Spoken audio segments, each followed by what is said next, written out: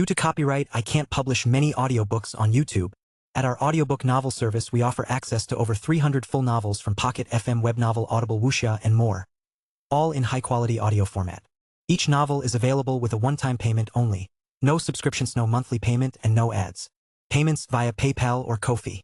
To browse the full list of available novels, message me directly on Telegram or WhatsApp, or check out our full catalog on Discord.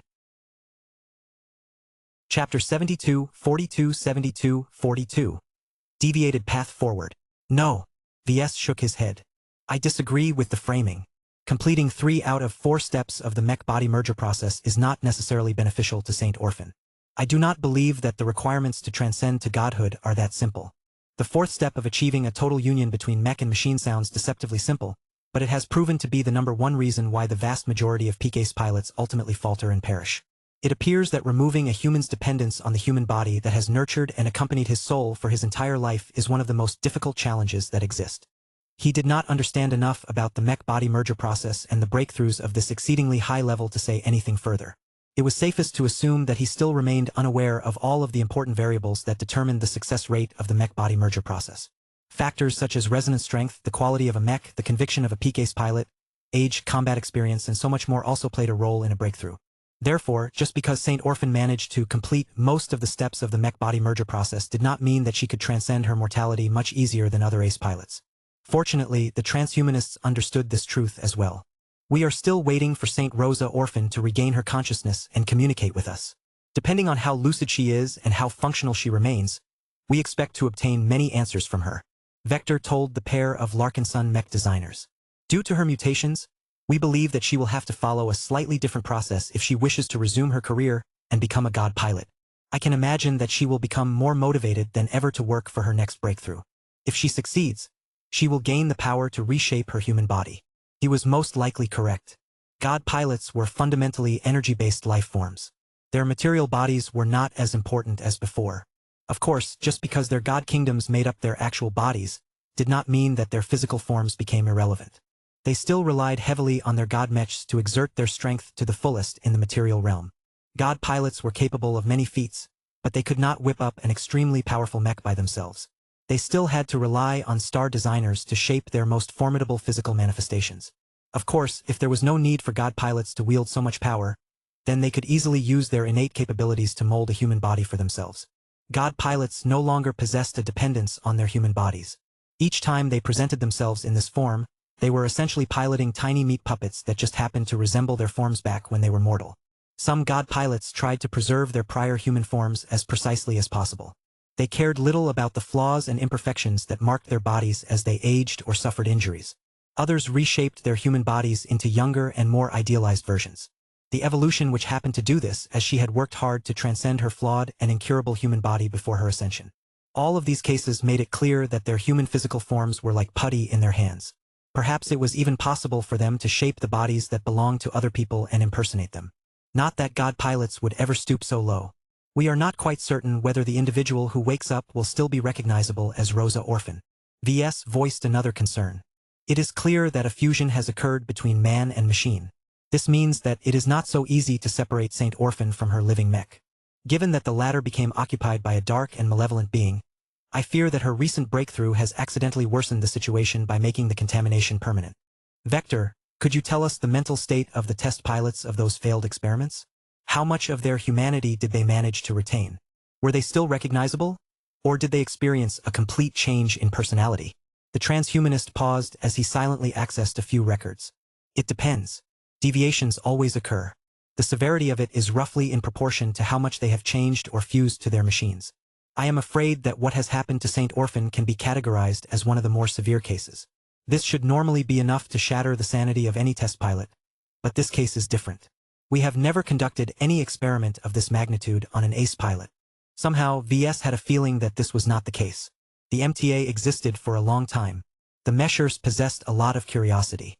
VS would not put it past them to secretly kidnap an ace pilot and conduct experiments on him just because they wanted to generate more research data.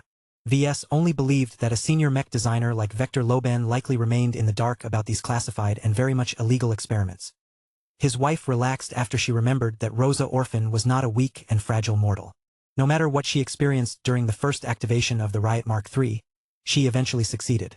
She had to retain at least a portion of herself, or else she wouldn't have been able to cling onto her extraordinary willpower. Such potent willpower could only exist when the mech pilot possessed an unflinchingly strong belief in one's own self and existence. This was not a property that others could steal or usurp. The Prophet's Bane lacked the traits that made him worthy of forming extraordinary willpower, let alone borrowing it from others. Since the Riot Mark III had unquestionably formed a Saint Kingdom in the short time following Saint Orphan's successful breakthrough, she should still be alive underneath all of that superdimensional matter and architect. They would have to wait to be certain. It could take weeks before Saint Orphan recovered from her ordeal and woke up again. Gloriana hoped that she had not turned into a demon, though she was prepared for the worst. So how do we go forward from here? VS asked. The well-being of the pilot must come first. Vector Loban stated. The transhumanist faction has a strong interest in finding out whether she can still prosper and do well in her unfortunate condition. We must provide her with all of the psychological support she needs to accept her new condition and work towards a better future. At the same time, we must upgrade, repair and modify the Riot Mark III as best we can. Now that you have embarked on this special project, you cannot abandon it midway. You have a responsibility to see this through. Our faction can make it easier by providing support services, but we must ultimately rely on your ingenuity to complete this fusion in the best way possible. This applies to both of you, by the way. He pointedly directed his last remark towards Gloriana. It was pretty obvious that she felt sickened by what her work had wrought. She truly wanted to cut ties with the project that had spun out of her control, but Vector was right. Even without the directive from the transhumanist faction, Gloriana owed it to the Riot as well as Saint Orphan to continue to take care of them. She knew that her continued involvement was vital as she was responsible for turning the Riot Mark III into an archimech. Hardly any other third-party mech designer had bothered to develop a specialization in architect. Not even VS understood this form of alien tech to the same degree. This meant that Gloriana was stuck. Unless her involvement was detrimental to them, then she could not turn away from their plight. I think there should be no problem with that. VS responded to the transhumanist liaison. I was afraid that you guys would insist on taking the Riot away and stuff it in a secret lab or whatever. No matter what, Saint Orphan is still a Larkin son. We take care of our own. If the Riot Mark III is still functional enough despite all of the deviations, then it can serve as the most powerful protector of the Blue Jay fleet. We do not solely have to rely on 30 Ascended Giants to defend us against enemy champions. The 15 UR Titans and 15 Faceless Giants represented a lot of combat power, but it was easy to overlook the fact that they were still lesser Phase Lords. A sufficiently powerful enough Greater Phase Lord or Greater Phase Whale could still overpower them despite being heavily outnumbered. This should especially be the case if the powerful alien adversary was outfitted with a Saint Piercer or Saint Armor. Only a full superdimensional ace mech such as the Riot could hold back such a threatening enemy. All others had no choice but to keep their distance and prevent themselves from getting hit at all cost. Perhaps that might change again once the Ascended Giants received their stopgap superdimensional weapons and raiments. Rosa Orphan is a fighter, Gloriana stated. If a semblance of her is still alive and in control of the Riot Mark III, then she will not want to remain idle. A mech is made to fight. The purpose of a mech pilot is to control a mech. The best way for Saint Orphan to heal and come to terms with her new condition is to enjoy all of the power she has gained. Regardless of all of the mutations, it is undeniable that the Mark III is much more powerful than the Mark II. She can finally realize many of the fantasies she has entertained in her mind. VS pointed out a necessary step. We will need to upgrade the Riot Mark III from a high-tier expert mech into a junior ace mech first. The resonating exotics need to be swapped. I know we designed the mech to make this exchange as easy as possible, but given how the machine has partially turned into Saint Orphan's body, I believe it is better for us to wait until she wakes up again. Who knows what harmful changes will ensue if we recklessly change such a vital aspect of her machine. I disagree, VS. Gloriana responded with a frown. We need to make this swap as soon as possible. Have you noticed that the resonance meter is still reading a low amount of true resonance from the Riot Mark III? I believe that Saint Orphan is continuing to deepen her connection to her mech. This is not a desirable occurrence as she is becoming more attached to a mech that has already become outdated. The longer this goes on, the more she will become hurt when we rip the BSN-17A and Pyrotis from the Archimech frame. If we complete the exchange quickly, Saint Orphan will only experience moderate discomfort. We must make her acclimate to the new set of ace mech-grade resonating materials as quickly as possible. Her logic was sound, but they lacked too much information to figure out what was best. Should they upgrade the Riot Mark III right away, or should they wait a week or so until Saint Orphan finally regained her consciousness? Both VS and Gloriana turned to Vector. I do not dare to issue a judgment on this matter. The transhumanist raised his palm.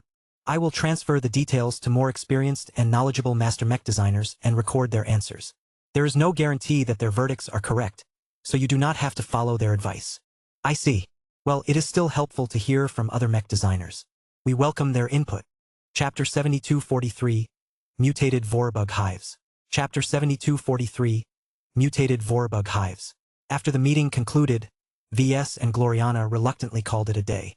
They assigned a few mech designers to monitor the Riot Mark III on a rotating basis before they chose to retire to their grand stateroom. Their children all reacted with surprise after their parents briefly explained what had happened. Andraste looked sympathetic. Poor woman. Rosa doesn't deserve this. I would hate it if I was forced to live the rest of my life as a machine. That might not necessarily be the case.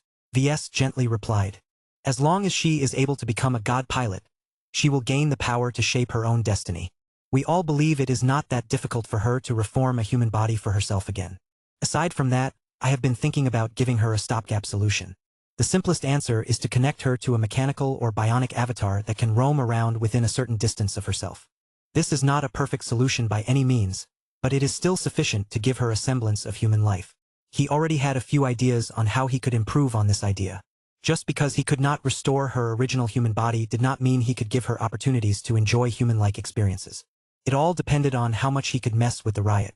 Now that Saint Orphan had fused with it, changing any aspect of the mech entailed greater risks than usual. Any significant change could either strengthen or weaken her soul. It may even change core aspects of her personality. Due to these concerns, VS and Gloriana ultimately decided to postpone any upgrades until she woke up again. In the meantime, they could revise their old plans about swapping out the resonating exotics and investigate whether they need to make other changes for the Riot Mark III Revision B. VS happily foisted most of the work onto Gloriana's lap. Why do I have to undertake this burden? She asked with a voice devoid of enthusiasm. This sort of work is more technical and delicate. You are much better suited to apply physical tweaks to an archimech. Besides, have you forgotten about my deal with the Dark Apostle? I borrowed a lot of time from him in advance. I am obliged to uphold my end of the bargain. I will surrender control over my true body to my other self for a handful of days. He will be spending his time over at the Armitage, so please take care of the riot on my behalf. What? Gloriana looked outraged. You are running away from your own problem. This is your mess, not mine. What if an incident occurs that only you can solve? Then call me over an emergency channel. The Dark Apostle will return control of my body to me, and I will transfer over as quickly as possible. The pair continued to discuss their arrangements for the next week. It might not be fair to Gloriana to assume so many responsibilities, but VS had no other choice. What will your other self be doing in the meantime? She asked. That will be up to him. I expect my Phase Lord self to spend his valuable time on training and getting up to speed with his new leadership position. We also need to decide where exactly we should go and what we intend to do once we arrive at the front lines. His wife grew grave. Those mutated Vorabugs are dangerous. I have not spent much time on keeping up with the news of what is happening at the Second Rebarthan front, but the news is still pessimistic. The reinforcements from the Cybernetic Empire are helping, but their efforts are not enough to stem the tide. For all of their vaunted sea tech, they can still get exhausted after getting flooded by unending tides of Vorabugs. At most, their war fleets are buying more time for evacuations. At least we will no longer see as many instances of entire populations getting abandoned and being left to the tender mercies of our alien enemies. The return of the Cybernetic Empire had not only changed the military landscape of Red humanity, but also its infrastructure. The Cybers had built up a huge merchant marine. The Cybernetic Empire's military aid was constrained by its own greed and ambition. The other major human powers were reluctant to give up so many resources, territories, and manpower, afraid that they would ultimately contribute to the Polymath's takeover of their people. Fortunately, the Cybers were less reluctant in letting its merchant marine ply the star lanes. Tens of thousands of cheap but serviceable civilian-grade cargo haulers had begun to engage in transport services. While their service sounded a bit boring and unremarkable in an age where heroes and gods collided against each other, the value of all of these trading vessels was immense. Not only was industry and trade beginning to work properly again, but many ships suddenly became available to assist with the relocation of humans on vulnerable planets to safer locations. Of course, the Cybers were not doing this out of the good of their hearts. The demand for logistical services had risen so much that many companies were willing to pay high premiums to contract the services of any cargo vessel, no matter whether they were Terran, Rebarthan, or Cyber in origin. This was also an easy way for the Cybers to connect to the wider human society that they had been separated from for over 50 years and earn a bit of goodwill in the process. In addition, Sending ships to evacuate large amounts of humans gave the cybers an opportunity to bring back large amounts of people who would be happy to join the cybernetic empire and start new lives on newly colonized planets. Many people could figure out that the cybers were taking advantage of the ongoing wars to expand their population, but what could the others do? It was the fault of the established major powers that they were unable to protect their own citizens against their alien foes. VS was sure that the new front had become a political as well as a humanitarian mess. It might not be wise for him to dip his toes into this crisis, but he was still determined to take a look for himself. The native aliens had become old news to him. He craved a new challenge. Perhaps many people considered the mutated Vorabugs unbeatable, but that just meant that Red humanity had yet to properly study their new adversaries and developed proper counters. The Dark Apostle happened to agree with this sentiment. Once VS transferred to the new ship that was assigned to the Phase Lord department and gave up control to his alter ego, the Dark Apostle decided to hold a meeting to discuss their upcoming war plans. Eliza M.O. Ragadon, Andrea Voss and the Divine Harpoon attended the meeting in person. The differences in size did not bother any of them. The Dark Apostle and the Divine Harpoon were perhaps the ascended giants who harbored the most respect towards Red humans. They had no problems with letting the two regular-sized humans make themselves heard. Now that our ship is closing in on the front lines, I want to make sure we arrive somewhere exciting. The new Polomarcos began. I have tasked you to study what is taking place at the front lines and form a recommendation on where we have the best chance of earning glory. Please share your findings. A short moment of silence ensued before Andrea Voss spoke first. A new development has occurred in the war against the mutated Vorabugs. The insectal aliens have begun to differentiate from each other. The secret department can tell you more about this, but from what I understand, the entire body of mutated Vorabugs no longer fight in a completely uniform manner anymore.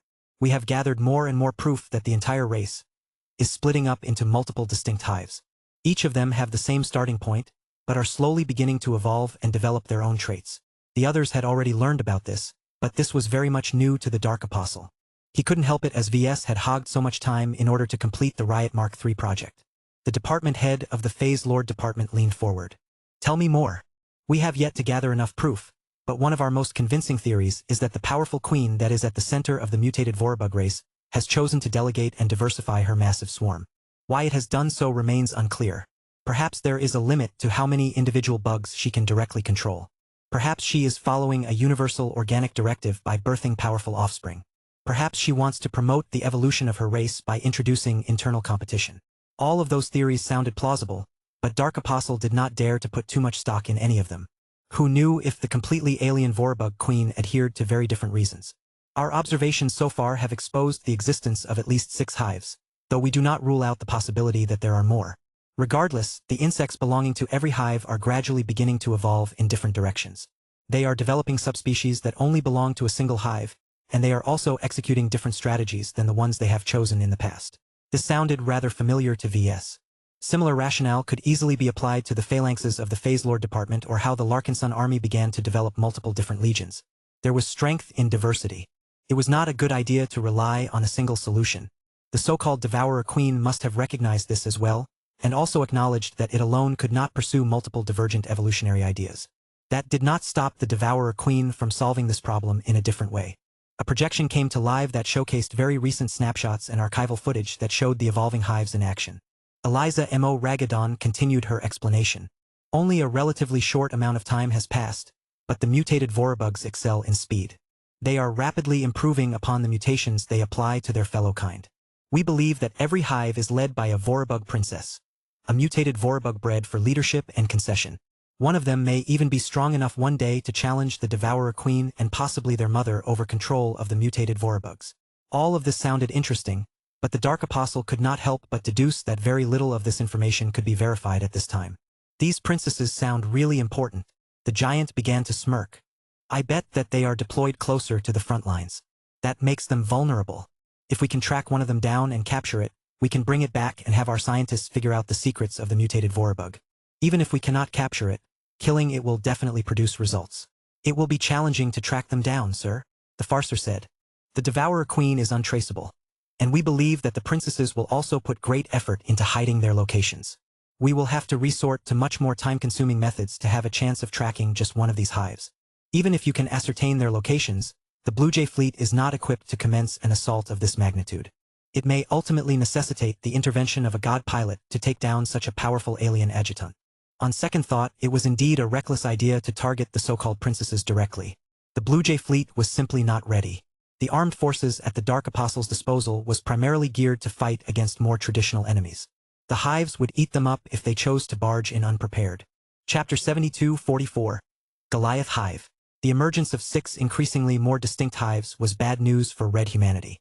It showed that the mutated Vorabugs were advancing as a civilization. Perhaps ordinary people might view it as a sign of weakness on the part of the mysterious Devourer Queen, but the Dark Apostle and others knew better. The introduction of a deeper and more organized hierarchy would allow for better management of the mutated Vorabugs. By tasking the princesses of these hives to pursue different strategies, the mutated Vorabugs could try out multiple approaches to warfare.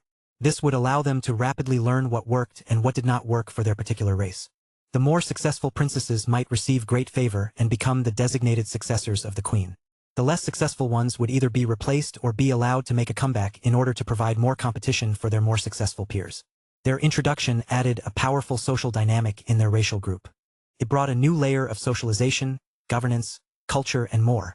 This would ultimately make the mutated Vorabugs more resilient and difficult to eradicate.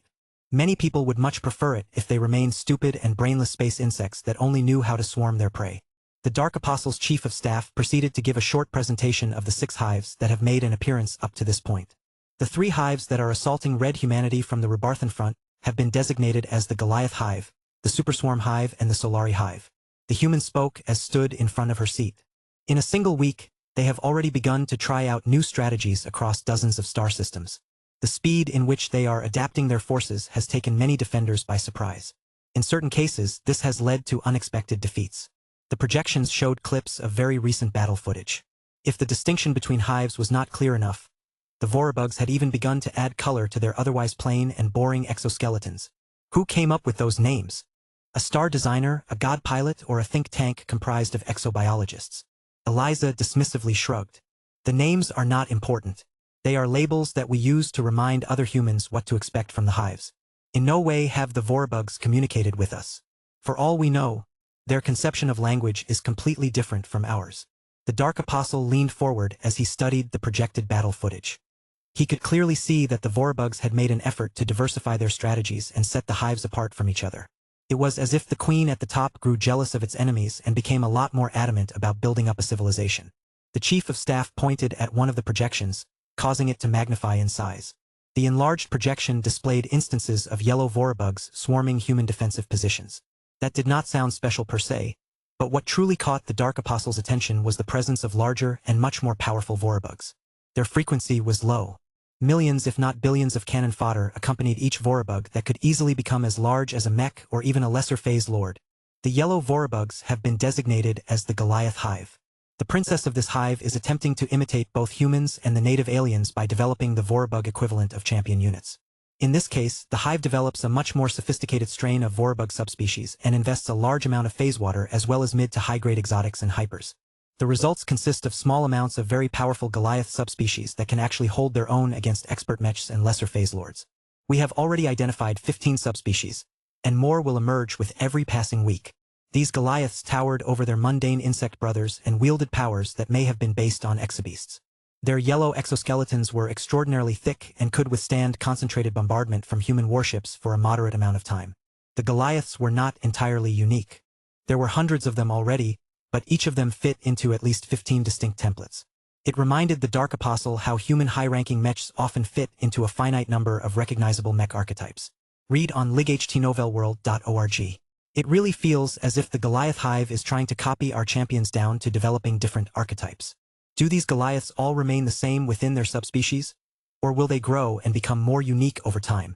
Not enough time has passed to make that determination, sir, but our analysis predicts that the Goliaths will likely maintain uniformity between themselves. If the individual Goliaths are permitted to grow, then they will likely remain uniform within their subspecies. Each of them are rough diamonds. The princess of the hive is likely monitoring their performance closely. Each imperfection will be removed from every member of a Goliath strain. Each helpful addition will spread to all of the Goliaths of a single strain because it makes sense for them to adhere to best practices.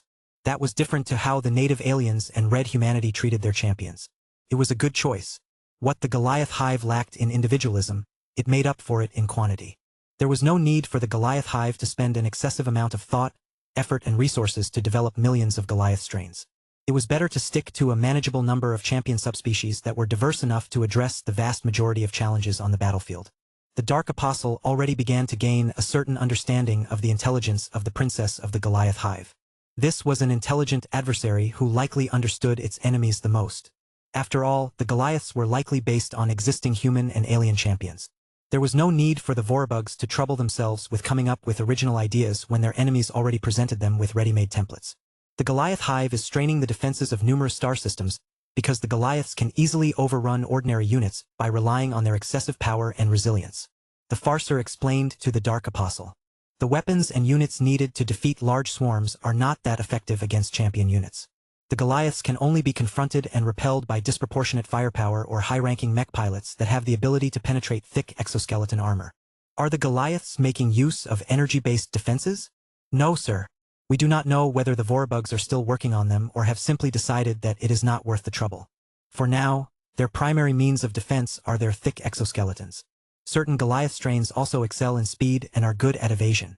Since these Goliaths are often accompanied by swarms of mutated Vorabugs, they can also rely on the ordnance fodder around them to block incoming attacks, inconvenience adversary champions, and exert pressure elsewhere.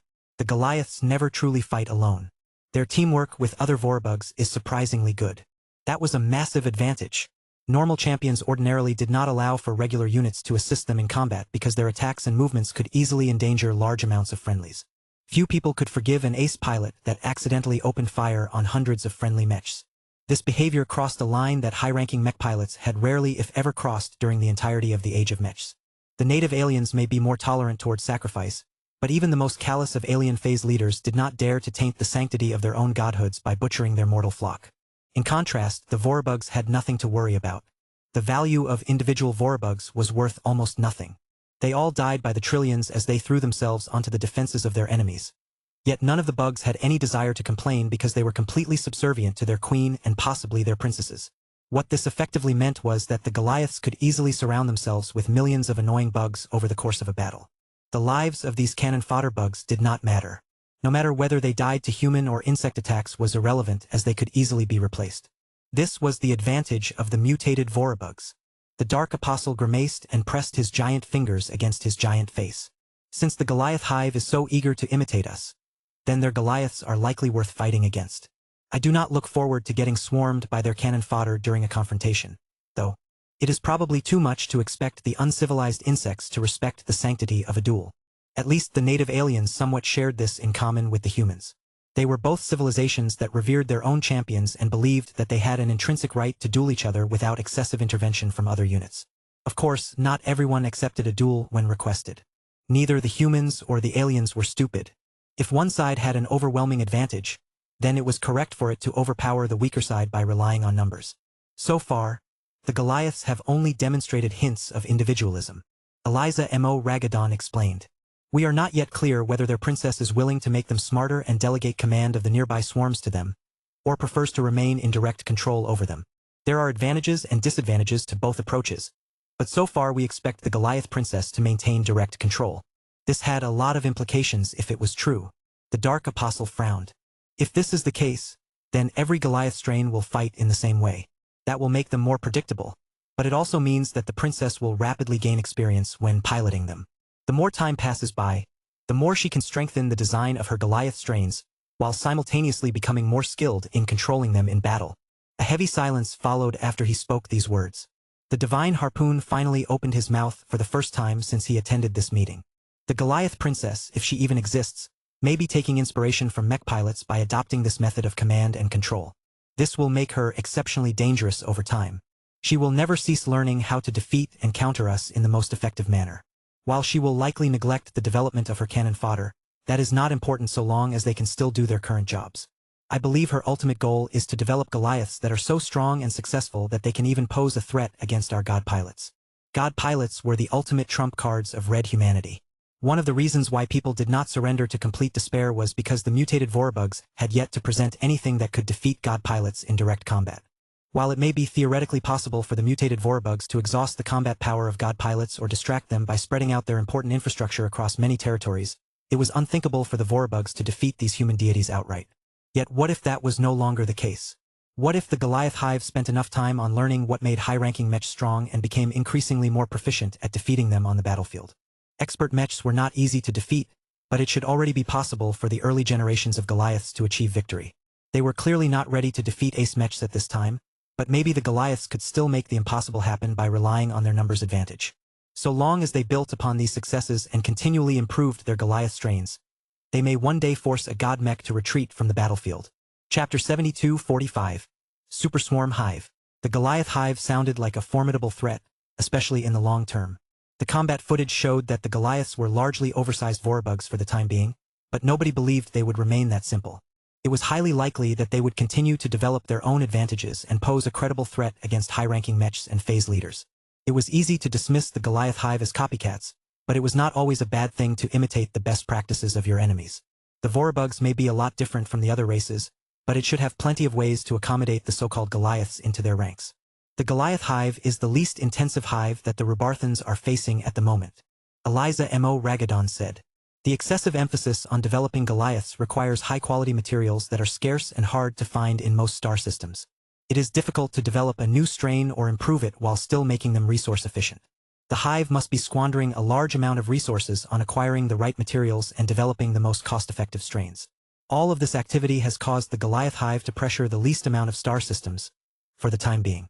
The unspoken implication was that the Goliath Vorabugs would become a lot scarier once it had completed the development of mature Goliath strains and was able to pump them out by the thousands. What about the next hive? The Super Swarm hive largely follows the opposite strategy.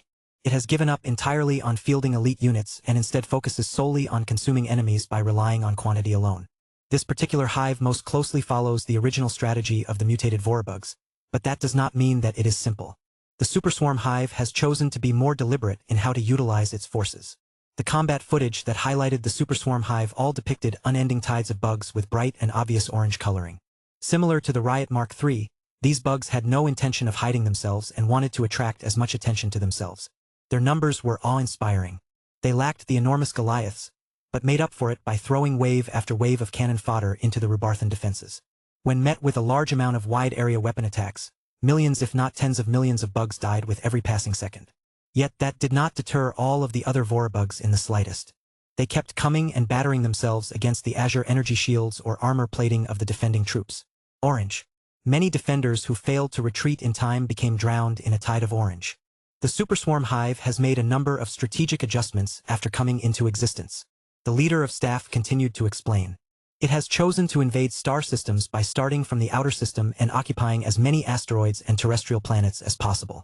These locations are usually poor in high-quality resources, but still offer more than enough low-quality materials to support the proliferation of large amounts of cannon fodder. It is virtually impossible to stop the Super Swarmers once they have entered the star system. The outer asteroid belts are too large, and while they are all cold and distant locations, the Vorabugs are still capable of generating energy by consuming certain materials that are common in asteroids. That meant that the Super Swarmers started out slow, but could not be stopped. Eradicating them was too much work. It took an enormous amount of manpower or long-range detection systems that did not exist as of yet to nip the invasion in the bud. Once the Super Swarm Vorabugs had spread across enough asteroids, they could finally launch wave after wave of cannon fodder at the human positions without worrying about losing any ground. The human defenders had no choice but to stay on the defensive if they wanted to preserve all of their settlements. Being outnumbered on a permanent basis meant that there was no way the defenders had any mechs or warships to spare for any counterattacks. It would be useless to send a small task force to the outer system. The speed of wiping out the asteroids that the Super Swarm hive transformed into organic mass production facilities could never keep up with the rate in which the Vorabugs established new growing pools. The Super Swarm hive clearly committed everything on attrition warfare. This princess cared nothing for producing more powerful Vorabugs. Every opposition could be worn down as long as the Super Swarmers continued to exploit the abundant amount of low-quality resources in most star systems. As much as I dislike it, the Ascended Giants are not equipped to fight against the Super Swarm hive. The Divine Harpoon said, "We can rely on our spatial abilities to slay Vorabugs on an enormous scale, but we can only keep up this effort for several hours at most before we reach exhaustion. Our true bodies have excellent endurance, but even we can tire ourselves out if we keep swinging our weapons. I do not recommend we target the Super Swarm hive." The others nodded as well. None of them were stupid. The Super Swarm hive needed to be defeated by a force that could adequately wipe out masses of Vorabugs without getting exhausted. Yet that was seemingly impossible, with even god pilots choosing to avoid this disgusting enemy due to their shameless approach. I agree with you, at least for now. Maybe VS or other brilliant people can devise a weapon that can slaughter entire swarms and stop the aliens from draining the natural bounty of a star system to fuel their need to produce offspring. But that will take time and require the involvement of special groups that we do not fall under. I would not be so quick to dismiss your lack of agency, sir. Andrea Voss spoke up. The Red Collective has not remained idle while the mutated Vorabugs have proven themselves to be an existential threat to our race and civilization. My fellow formation masters and I have remained in contact with the Astral Octagon and other locations. We have developed the most rudimentary version of a plan. She waved her hand, causing another projection to appear. It was part of a virtual document that outlined a planet that was being surrounded by an energy shield of sort that enveloped the entire globe. Impossible. Eliza M.O. Ragadon frowned immediately. Building an enormous Azure shield generator is pointless even if the tech and materials are available. The energy requirements to keep it running is astronomical to an unbelievable degree. Even then, so long as the superswarmers keep crashing into it by the billions, the Azure energy shield will collapse after reaching its limit. Read on lightnovelworld.org. The farcer smirked back at the other woman. That would normally be the case if we are talking about a technological energy shield. The finite supply of electric energy or resources that can be converted into electric energy will doom any attempt to shield a planet from a Vorabug invasion. In the end, every power source will reach exhaustion if the components have not worn out first. What the Red Collective can offer is an alternative that is more sustainable. Have you figured it out yet, sir? It took a few seconds for the Dark Apostle to connect the dots. He suddenly recalled Andrea Voss' profession. Are you talking about shielding a planet by relying on chi formations? Yes, there are formation masters who have chosen to specialize in developing and deploying defensive spell arrays. They have already begun to make them and employ them to defend important locations such as the Astral Octagon and other critical sites. Their effective ranges varies considerably. The largest defensive arrays can probably offer modest defensive shielding on a medium-sized metropolis, but are prohibitively expensive to make. However, their greatest advantage is that the costs are all upfront. So long as the hideously costly formation anchors are deployed and activated, the spell array can run at a relatively low intensity for an indefinite period of time. Because they run on E-energy, not electric energy. The Dark Apostle widened his eyes in realization. I see. E-energy radiation is a free energy source for all intents and purposes. As long as you can deploy a defensive chi formation that can cover an important colony, the Vorabugs won't be able to take it down by relying on masses of weak cannon fodder. That is the ideal that we are striving for, the farcer said. However, we are only in the early stages of making this happen. We, the body of formation masters, have to complete numerous advancements before we can complete such an ambitious project. Scale is the greatest problem. It is not enough to deploy a city-wide defensive spell array. We may be able to shield a city from the Vorabug menace, but that will not help when the rest of the planet is literally being devoured by trillions of hungry insects. If the Vorabugs wanted to, they could literally eat the planet underneath the settlement in question. I can see why that may be the case. What else? The second major problem is power. A weak defensive chi formation can withstand attacks up to a certain intensity. The input of E-energy must match or exceed the peak consumption of E-energy when the chi formation is under heavy attack. This is a challenge as E-energy radiation is not that strong. The only way to capture more E-energy per second is to create larger and better formation anchors. The Dark Apostle understood this problem easily enough. Free energy did not translate into having an infinite amount of energy available at any point of time. Just like how wind turbines could only spin so fast when the wind was not blowing particularly hard, a medium energy environment was unable to support the demands of a particularly hungry chi formation. There was a simple solution to this problem, though. If E-energy radiation alone is not enough to support a formation, why not create batteries that can store excess E-energy? That way, you can slowly use them up when the Vorabugs make a particularly big push. That is one of the ideas that we have been exploring, the farcer replied. It may not solve the problem if the Vorabugs keep attacking until the reserves have been drained, but they should at least be able to buy time. However, there is also a third problem, which is cost. The research projects that go into developing formation anchors and E-energy batteries are prohibitively expensive, especially if they are designed to operate at a planetary scale. There is a high degree of urgency when it comes to reducing their cost. Even if this research effort succeeded, the Red Collective could not justify the decision to deploy this defensive measure on any planet. Perhaps only the most critical and economically important globes would enjoy this treatment. The Rubarthan Pact was not weak or penniless by any means, but the pressure of defending against the mutated Vorabugs had put an enormous strain on its finances. Combined with the burden of offering heavy concessions to the cybernetic empire in exchange for vital military aid, the Rubarthans simply could not afford to deploy planetary-scale defensive spell arrays across the entire front lines. The third major problem is the most serious one as far as I can see. The female formation master added. The first two problems are due to lack of research and development. We have not invested enough in large-scale defensive chi formations. Once we concentrate our efforts in this area and achieve results, we will be able to create viable solutions. What hinders us is that viable does not necessarily equate to practical or economical. There is only so much energy radiation that we can draw from the environment. This was indeed a tricky problem. If this does not work out, then I hope that others can develop a better solution. I have no interest in seeing the mutated Vorabugs devour the entire Red Ocean. Chapter 72-46, Solari Hive. It was a great relief to know that the Red Collective was working on a promising idea to defend planets against the Vorabug menace.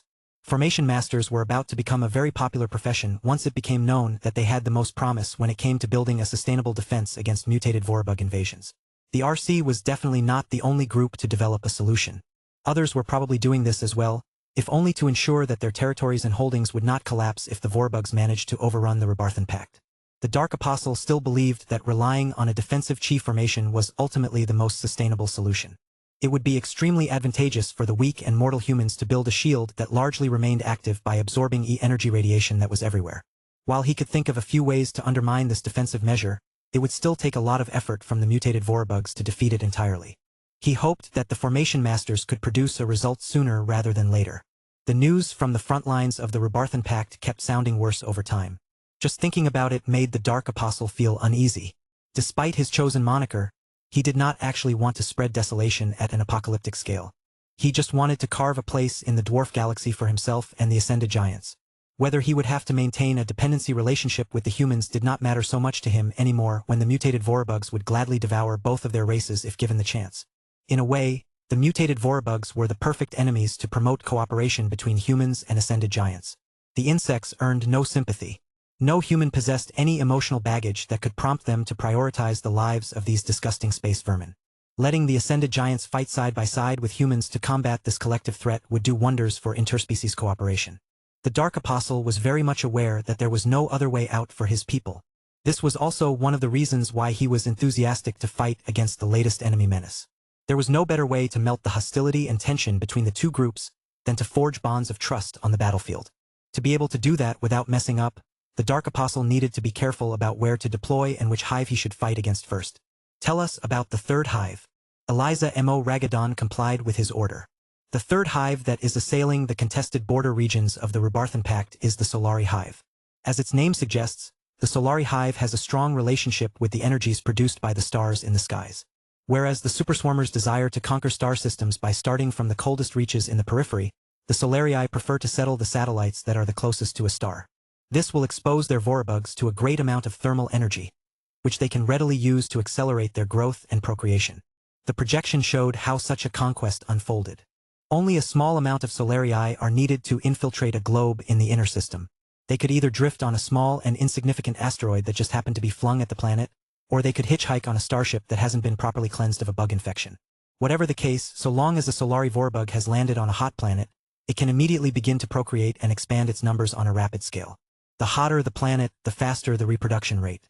The resources of planets that are closer to stars often tend to be fairly decent, so the average quality of a Solari Vorbug is also higher on average.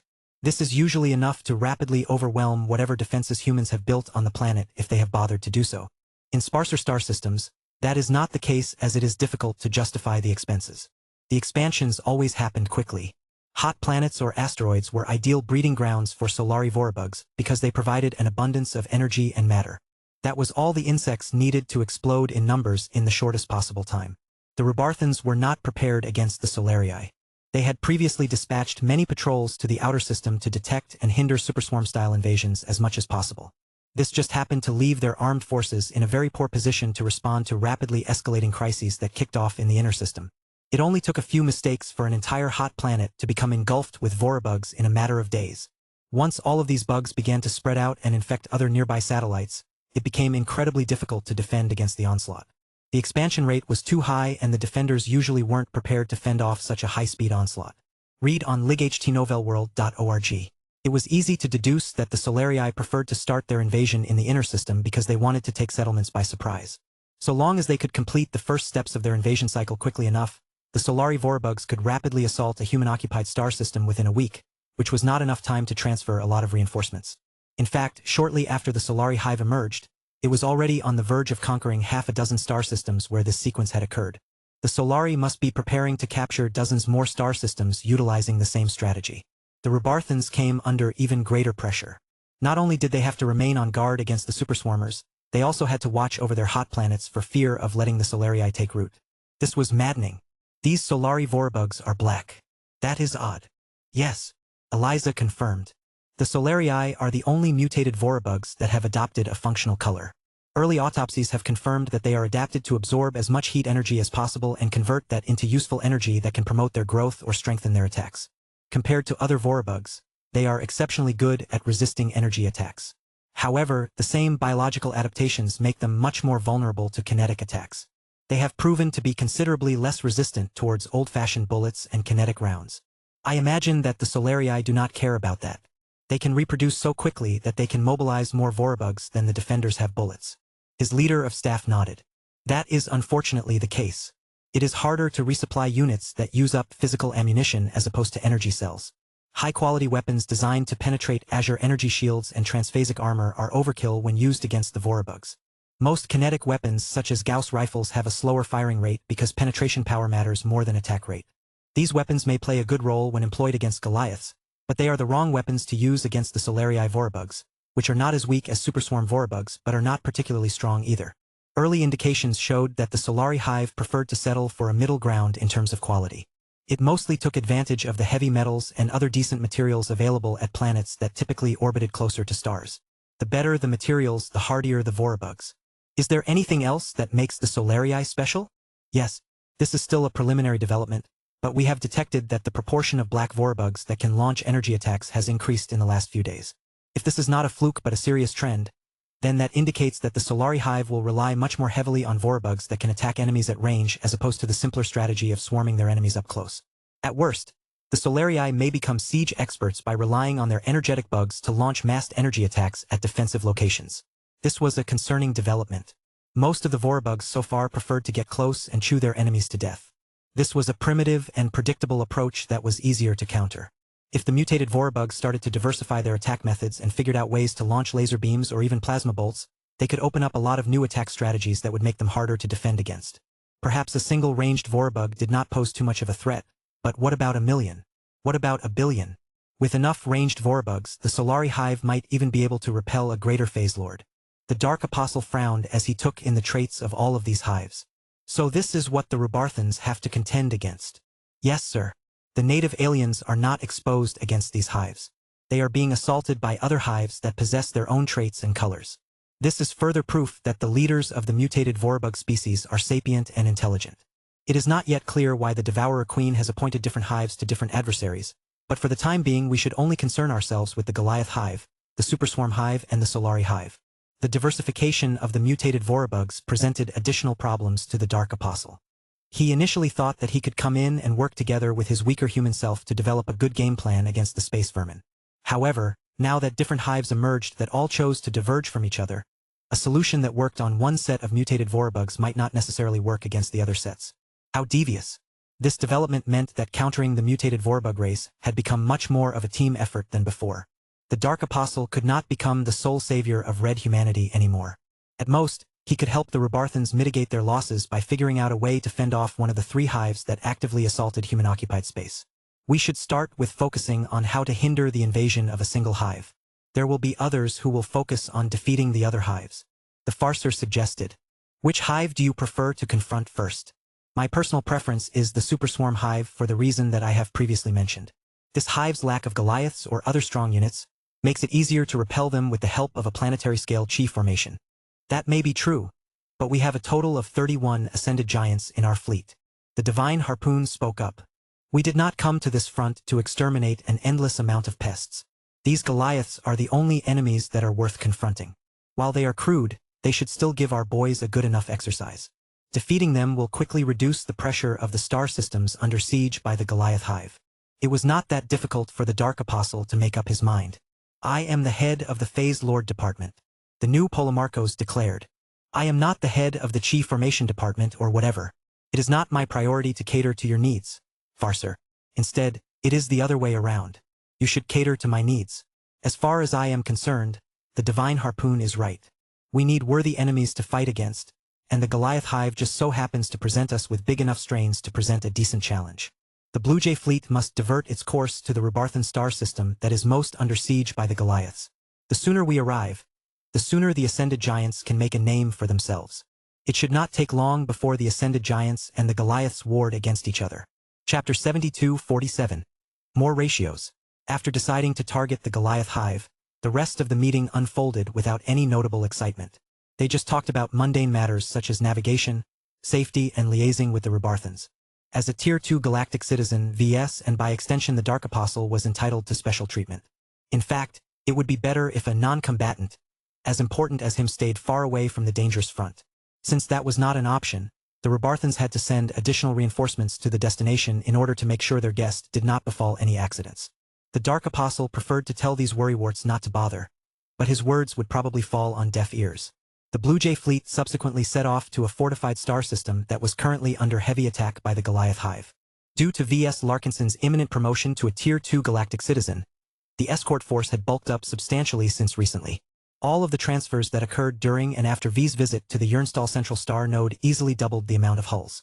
The RA committed 1 heavy cruiser, 2 light cruisers, 2 destroyers and 4 combat carriers holding 20 first-class multipurpose mechs and 1 infantry battalion each. The meshers must have talked it over with the fleeters because they transferred away a handful of warships in favor of bringing in more combat carriers. It was very clear that the 80 first-class multipurpose mechs were the real powerhouses of this relatively small force.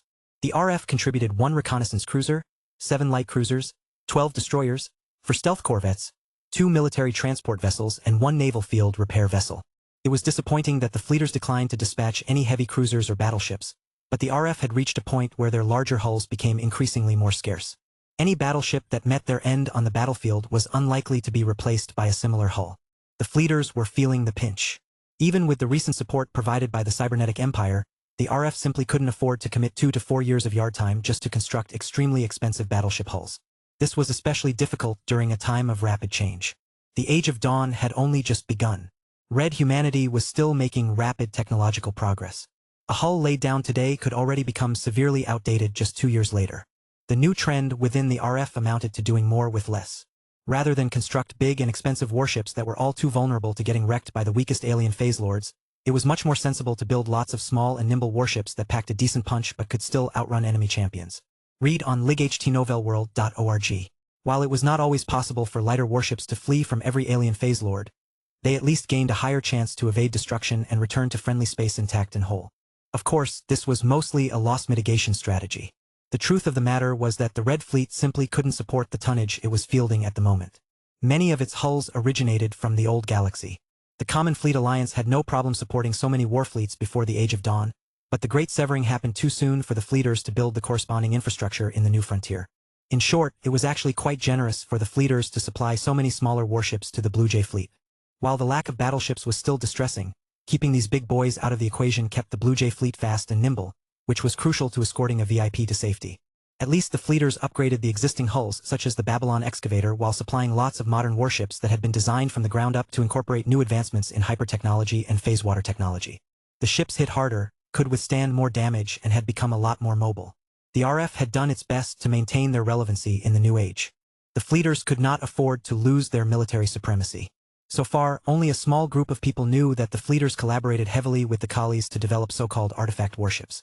The RF had even been generous enough to add a couple of prototypes to the Blue Jay fleet, though it remained unclear what advantages they possessed. The RC contingent of the Blue Jay fleet was the real sun of the show. While the Collies only contributed a single giant carrier, 2 light cruisers and 2 stealth frigates, the former was by far the most important vessel. As the only capital ship of the Blue Jay fleet, the giant carrier was more than a repurposed fleet carrier. The Dark Apostle had already toured the 3-kilometer-long ship and almost fell in love with the vessel. The armitage was long but fairly narrow. Much of the space was taken up by large cargo holds that contained a large amount of giant-sized weapons and raiments. While all of this gear took up a large amount of volume, the logistical burden of supporting all of the pieces was significantly lower. A couple of hundred mechs not only needed storage space, but also dedicated maintenance crews, spare parts, workshops, support for mech pilots, and so much more. All of that apparently imposed a greater burden than accommodating the gear of 31 ascended giants. Unfortunately, the gear was all scaled according to the standards set by the individual phalanxes. Currently, the UR Titan phalanx set their scale at 2.5x, which basically meant that the weapons and raiments were designed to be 2.5 times larger than a typical mech. The faceless giants only set their standards at 1.5x, which made them significantly smaller but also easier to field in larger numbers. The amount of phase water needed to increase the scale factor rose drastically due to the square cube law. This was why it was not so easy for the faceless giants to reach 2.5x considering their lower budget and much greater headcount. Whatever the case, the Dark Apostle expected the existing phalanxes to slowly increase their standards over time. Only a short time had passed since the first ascended giants came into existence. They all needed more time to develop their strength and increase their phase water concentration further. Besides, all of the fighting against alien phase lord had taught both sides that bigger was not always better. A huge phase lord may have gained a huge amount of leverage and ability to exert a lot of force, but it also turned the fool into a giant target that was far too expensive to clad with armor. This was why more and more phase lords tended to make themselves smaller than usual in order to make themselves nimbler and harder to strike. VS and the Dark Apostle were not sure what the ideal scale should be for the different phalanxes, but it should not be too big. As far as they were concerned, 2.5x was not enough for a lesser phase lord. It would be much more impressive if the ascended giants could field hundreds of phase lords that could be 3x or 4x.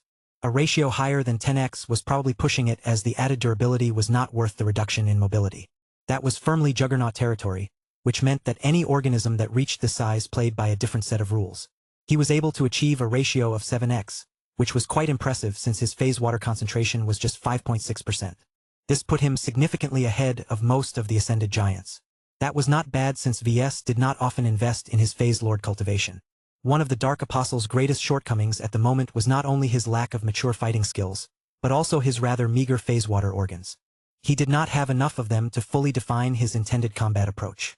Numerous phase water organs were also rather basic and could definitely benefit from upgrades or outright replacements. The Dark Apostle talked to the doctors of the Phase Lord Department about expanding his collections of phase water organs.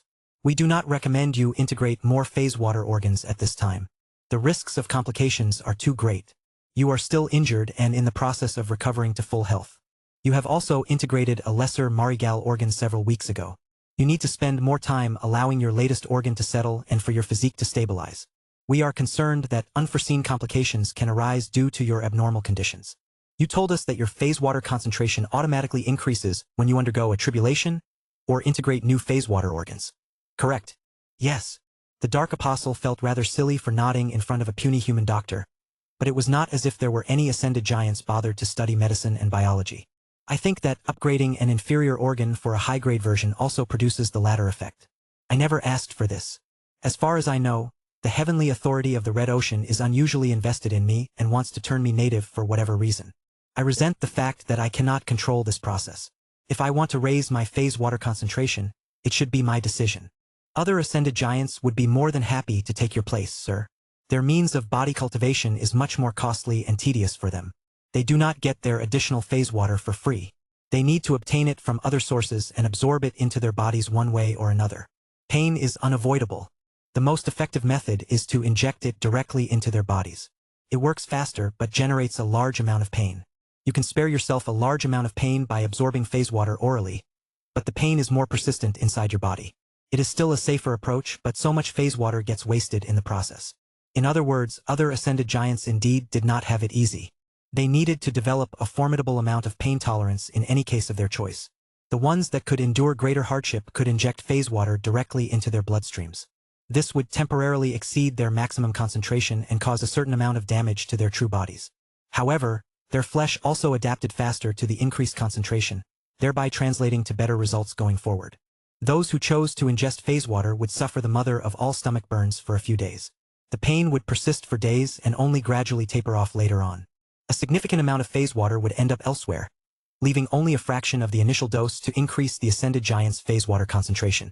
To be honest, the Dark Apostle thought both methods were crude and lacking in sophistication, but the problem was that the giants failed to figure out anything better. The alien phase lords must have developed more efficient methods, but they probably guarded their secrets quite well against their human foes. It would be nice if the Blue Jay fleet could kidnap an enemy phase lord and interrogate him. The underlings of the Red Cabal probably knew a lot more secrets, especially if they were old. I need to raise my phase water concentration to 50% as soon as possible, the Dark Apostle mentioned. I am too vulnerable given my current status. I do not want to make it easy for assassins to take my head. We can try to do so by implanting more phase water organs into your true body. We do not recommend you resort to other methods as that can be counterproductive. Your health is paramount. Chapter 72-48. Dualities. I expected to talk to VS, not his evil personality. With respect. Can you retreat and give VS control so that we can talk about matters of serious importance? VS is currently taking a well-deserved vacation after completing the Riot Mark III and almost killing Rosa Orphan. I am not inclined to bring him back right away. Let him finish his rest. You can tell me all about what you have accomplished in the meantime. Both of us share the same memories more or less, so informing me is the same as informing him. You don't need to waste any time. The projection of Swordmaster Kedis gave the Dark Apostle a flat stare. How exactly are you different from VS? She questioned. To be honest, I can't come up with a proper answer. We are different but the same. VS likes to pretend as if he has gained a second companion spirit in the form of myself, but I feel kind of insulted with this comparison. I much prefer to regard myself as the part of VS that embraces violence and has fully embraced the legacy of his Larkinson lineage. I am a born warrior. I can fight much better than my human self despite possessing the exact same true body and fighting skills. Admittedly, I don't understand all of the complicated math and science in his head. I know all of the theory, but I can't use it to design a mech, let alone a Mechanos. I see. I think I understand the gist of your explanation. The projection of the Swordmaster mildly relaxed. The two of you possess different specializations. VS is strongly connected to what he calls his design flame. This is the metaphysical construct that empowers our mech designs and vastly increases the efficiency of our technical work. You lack this connection, hence your inability to leverage your technical skills. But that absence is filled with a much deeper and more profound connection to your powerful true body. She grew intrigued. She was not entirely familiar with splitting up specializations. Kedis herself was fundamentally a mech designer with a strong connection to her own design seed. While she also considered herself a fighter, she was not technically a swordmaster. It was only when Sharpie lent her sword intent that Kedis could make the leap from mundane to extraordinary. Of course, Kedis' relationship with her companion spirit was not as tense and segregated as that of VS and the Dark Apostle. While the relationship between the latter two did not appear to be as dysfunctional as described in the earlier reports, Kedis could still detect a lot of antipathy from the Dark Apostle to his original self. The two may have found an equilibrium that they could live with for the time being, but this did not resolve the fundamental conflict of interest between themselves. Both of them wanted to claim total possession of the same true body. Even Kedis could not come up with a clear-cut answer on who deserved to own it more. As a swordmaster, Kedis could already ascertain that the Dark Apostle clearly mastered his true body to a far greater degree than VS could ever manage. The second personality was born from his flesh and possessed a connection that she had only ever seen from martial phase lords that truly loved fighting. On the other hand, VS was the original owner of his true body. He did not deserve to get body snatched by an unwelcome side of himself. If Kedis was in his position, he would feel just as upset towards the Dark Apostle. What a mess. It was clearly not in Kedis' place to resolve this troublesome matter. So long as VS and the Dark Apostle maintained the current status quo, Kedis saw no reason to meddle into this affair. She gazed suspiciously at the Dark Apostle, but ultimately decided that it did not matter if she continued to discuss business with V's other self. They were technically the same person, right? I will postpone discussions on our next mech design projects until he is ready to speak directly to me again. The female journeyman decided. The only topic of discussion then is the results from the latest mining expedition to the Blue Dimension. The Dark Apostle perked up when he heard this. Oh nice. Both of us were looking forward to this. How big is your haul this time? Big. Kedis answered. As I have told you before, I have been able to make a larger and long-lasting portal. Extending its longevity from 24 hours to 120 hours is a godsend to all of Red humanity. Our clan, along with all of the other major powers such as the Red Three, the Terran Alliance, the Rebarthan Pact, the Hunting Association, and most notably the Cybernetic Empire, have all taken excellent advantage of this interval. While their yields steadily declined as their mining vessels had to travel further and further away from the entry site, they still managed to obtain much more superdimensional matter than before. I don't care about what the other groups have gained. I only care about what we have managed to bring in. Tell me the results. Read on lightnovelworld.org. The Dark Apostle looked as if he was a stimulant junkie who just heard that his supplier managed to import a huge stash from another state. He couldn't help himself. He felt a great attraction towards superdimensional matter. Whether that was because the phase whales called them the bones of the elder gods, he wasn't sure. All he knew was that he could put up a much better fight if he was fully equipped with superdimensional gear. Kedis proceeded to summarize the Larkinson clan's haul. We have managed to harvest a large but not excessive amount of structure-grade superdimensional matter. We have chosen to deprioritize the mining of this inferior matter because it is more cost-effective for our mining vessels to travel further and find as numerous deposits of common and high-grade matter. As it stands, we have harvested more than enough low-grade matter to construct a single superdimensional megafortress. We can also use it to supply tens of thousands of ranged mechs with cheap superdimensional projectiles for up to a year. Structure-grade superdimensional matter was very poor in quality. It was solely due to the fact that they were superdimensional in the first place that made them more valuable than phase water, and only to a modest degree. Go on. No one cares about the low-grade stuff. We have harvested much more hull-grade superdimensional matter than before. Together with our old reserves, we have collected enough mid-grade matter to construct 13 subcapital ships with a length of 500 meters. We can even use it all to produce a single space fortress that can endure brutal punishment and help defend a planet against an overwhelming invasion. However, doing this will leave very little hull-grade superdimensional matter left for other priorities. The mention of a space station did not arouse any interest from the Dark Apostle. The Ascended Giant rolled his eyes. Using superdimensional matter to build a stationary object in space is the stupidest idea that I have ever heard. Its poor mobility will make it easy for enemies to capture it. Then all of that superdimensional matter is lost. No, there are better uses for this stuff. I know that VS has a lot of demand for it. He needs a large amount of it in order to further his own projects. The allocation of superdimensional matter is not up to you or VS. Kedis reminded the Ascended Giant. Our matriarch is the ultimate decision-maker. She decides who gets what. You will need to send her your proposals.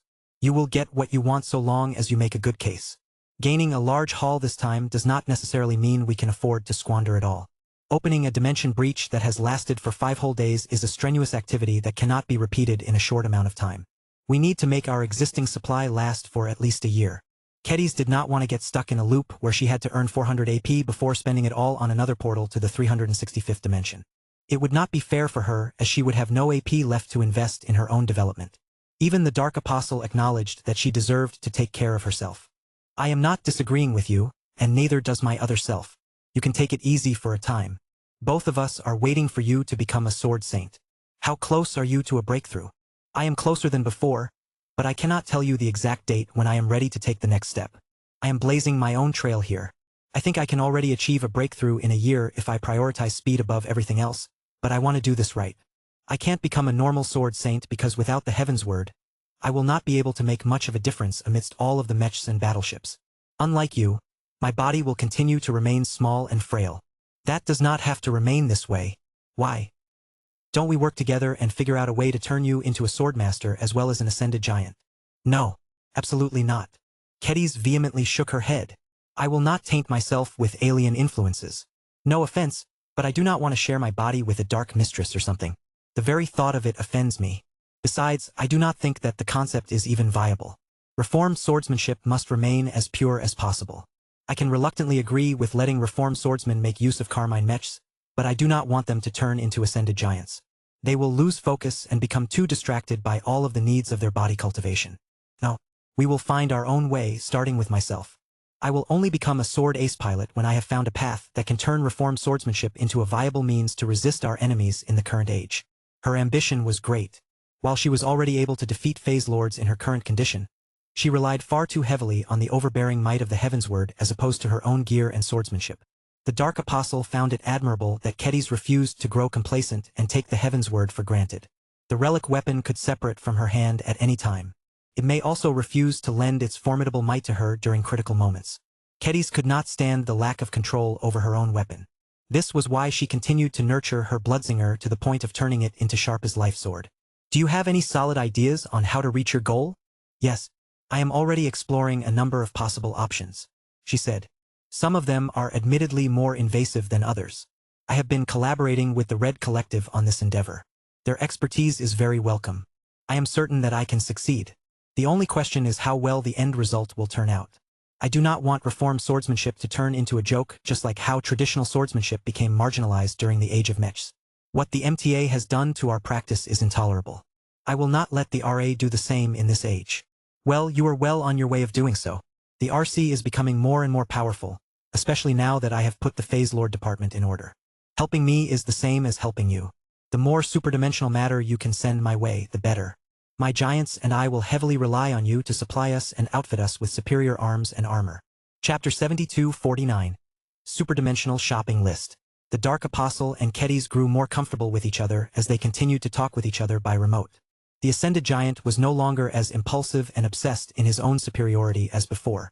Unlike many of his underlings, he understood much better how scary red humanity remained. Sure, the puny humans were not doing so well at the moment, but that may be a temporary setback due to their lack of preparation at the start of the Red War.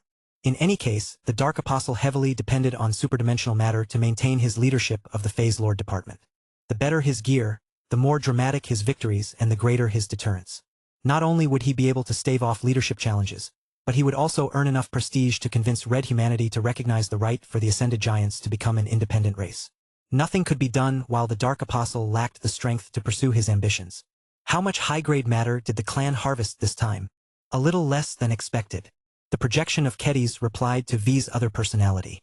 With the completion of the Riot Mark III, we exhausted almost all of our reserves of armor-grade and weapon-grade superdimensional matter. Our latest haul is significant, but not as much as we have hoped to obtain during the 5 days the portal remained open. We have tried our best, but we have only managed to harvest enough armor-grade superdimensional matter to construct just over 6 full superdimensional mechs, and 4 mid-sized melee weapons for those very same machines. That did not sound like much. The Dark Apostle's expression fell. He was hoping for a lot more. That is disappointing to hear, he said. I know that VS and Gloriana have already reserved enough high-grade superdimensional matter to convert the Lionheart Mark II and the Promethea Mark II into full superdimensional archimechs. What is left may be just enough to outfit me with a stopgap raiment. Stopgap raiment? The Dark Apostle grinned. Yes, ultimate protection for us is a polymetal mech. A full smart metal carmine mech that is incredibly flexible and can easily be scaled up and down depending on our choices. It can fit into smaller indoor spaces, but it can also expand to a ratio of 5x, 10x or more depending on how much superdimensional smart metal can be produced. However, designing our personal polymetal mech is a big project that will take 1 to 2 years to complete in his estimation. That does not leave me with anything, hence why I need a regular raiment that I can use for the time being. The Swordmaster furrowed her brows. I know about the polymetal mech, but you are being a tad bit impatient here. You are asking for a superdimensional raiment that will only be used for 2 years at most. I can imagine that you are eager to make a name for yourself, but there are many other good uses of armor-grade superdimensional matter. I need to calculate how much armor-grade superdimensional matter you need. Tell me your demands for your stopgap equipment. The Dark Apostle waved his hand, transmitting a document that listed out his demands in bullet points. He also included a crude sketch that looked much worse than anything VS could produce. Kedis looked a little disgusted as she observed the sorry excuse of a draft. Well, this is definitely confirmation that you lack his touch. It is a good thing that you are familiar enough with his work to convey the most essential details. I don't want to fight like a brawler whose primary job is to take hits. I don't want to turn myself into a giant target dummy. I want to be a more nimble and maneuverable fighter. The more mobile I am, the more initiative I have. The greater my initiative, the greater my options. I never want to be left helpless on the battlefield. I can agree to sacrifice a bit of armor for this, but not too much. In short, I basically want to become the giant equivalent of a spearman mech or a hybrid mech wielding a spear. The raiment that the Dark Apostle envisioned for himself was a dark suit of armor that completely enveloped him and conveyed a vague aura of menace and danger. It was first and foremost designed to give good mobility and range of motion to an ascended giant. The ratio of 3.0x made him larger than the UR Titans, but not by an excessive degree. His mobility shouldn't be impacted too much, especially if the flight system was powerful enough. Aside from being optimized for welding spears, the so-called superdimensional giant regalia also had to carry a number of other armaments. The selection of weapon systems was not too ambitious, but imposed quite a burden on the design of this raiment. The Dark Apostle demanded a superior superdimensional spear of the same scale. Nobody will justify a spear that is 3 times the size of a normal mech spear that is made completely of weapon-grade superdimensional alloy. Kedis immediately said, At most, you can turn the tip out of the most valuable variant of superdimensional matter, but we will not agree to using any more of it on the shaft. You will have to make do with cheaper and more abundant armor-grade superdimensional matter. That did not sit well with the Dark Apostle. Why not?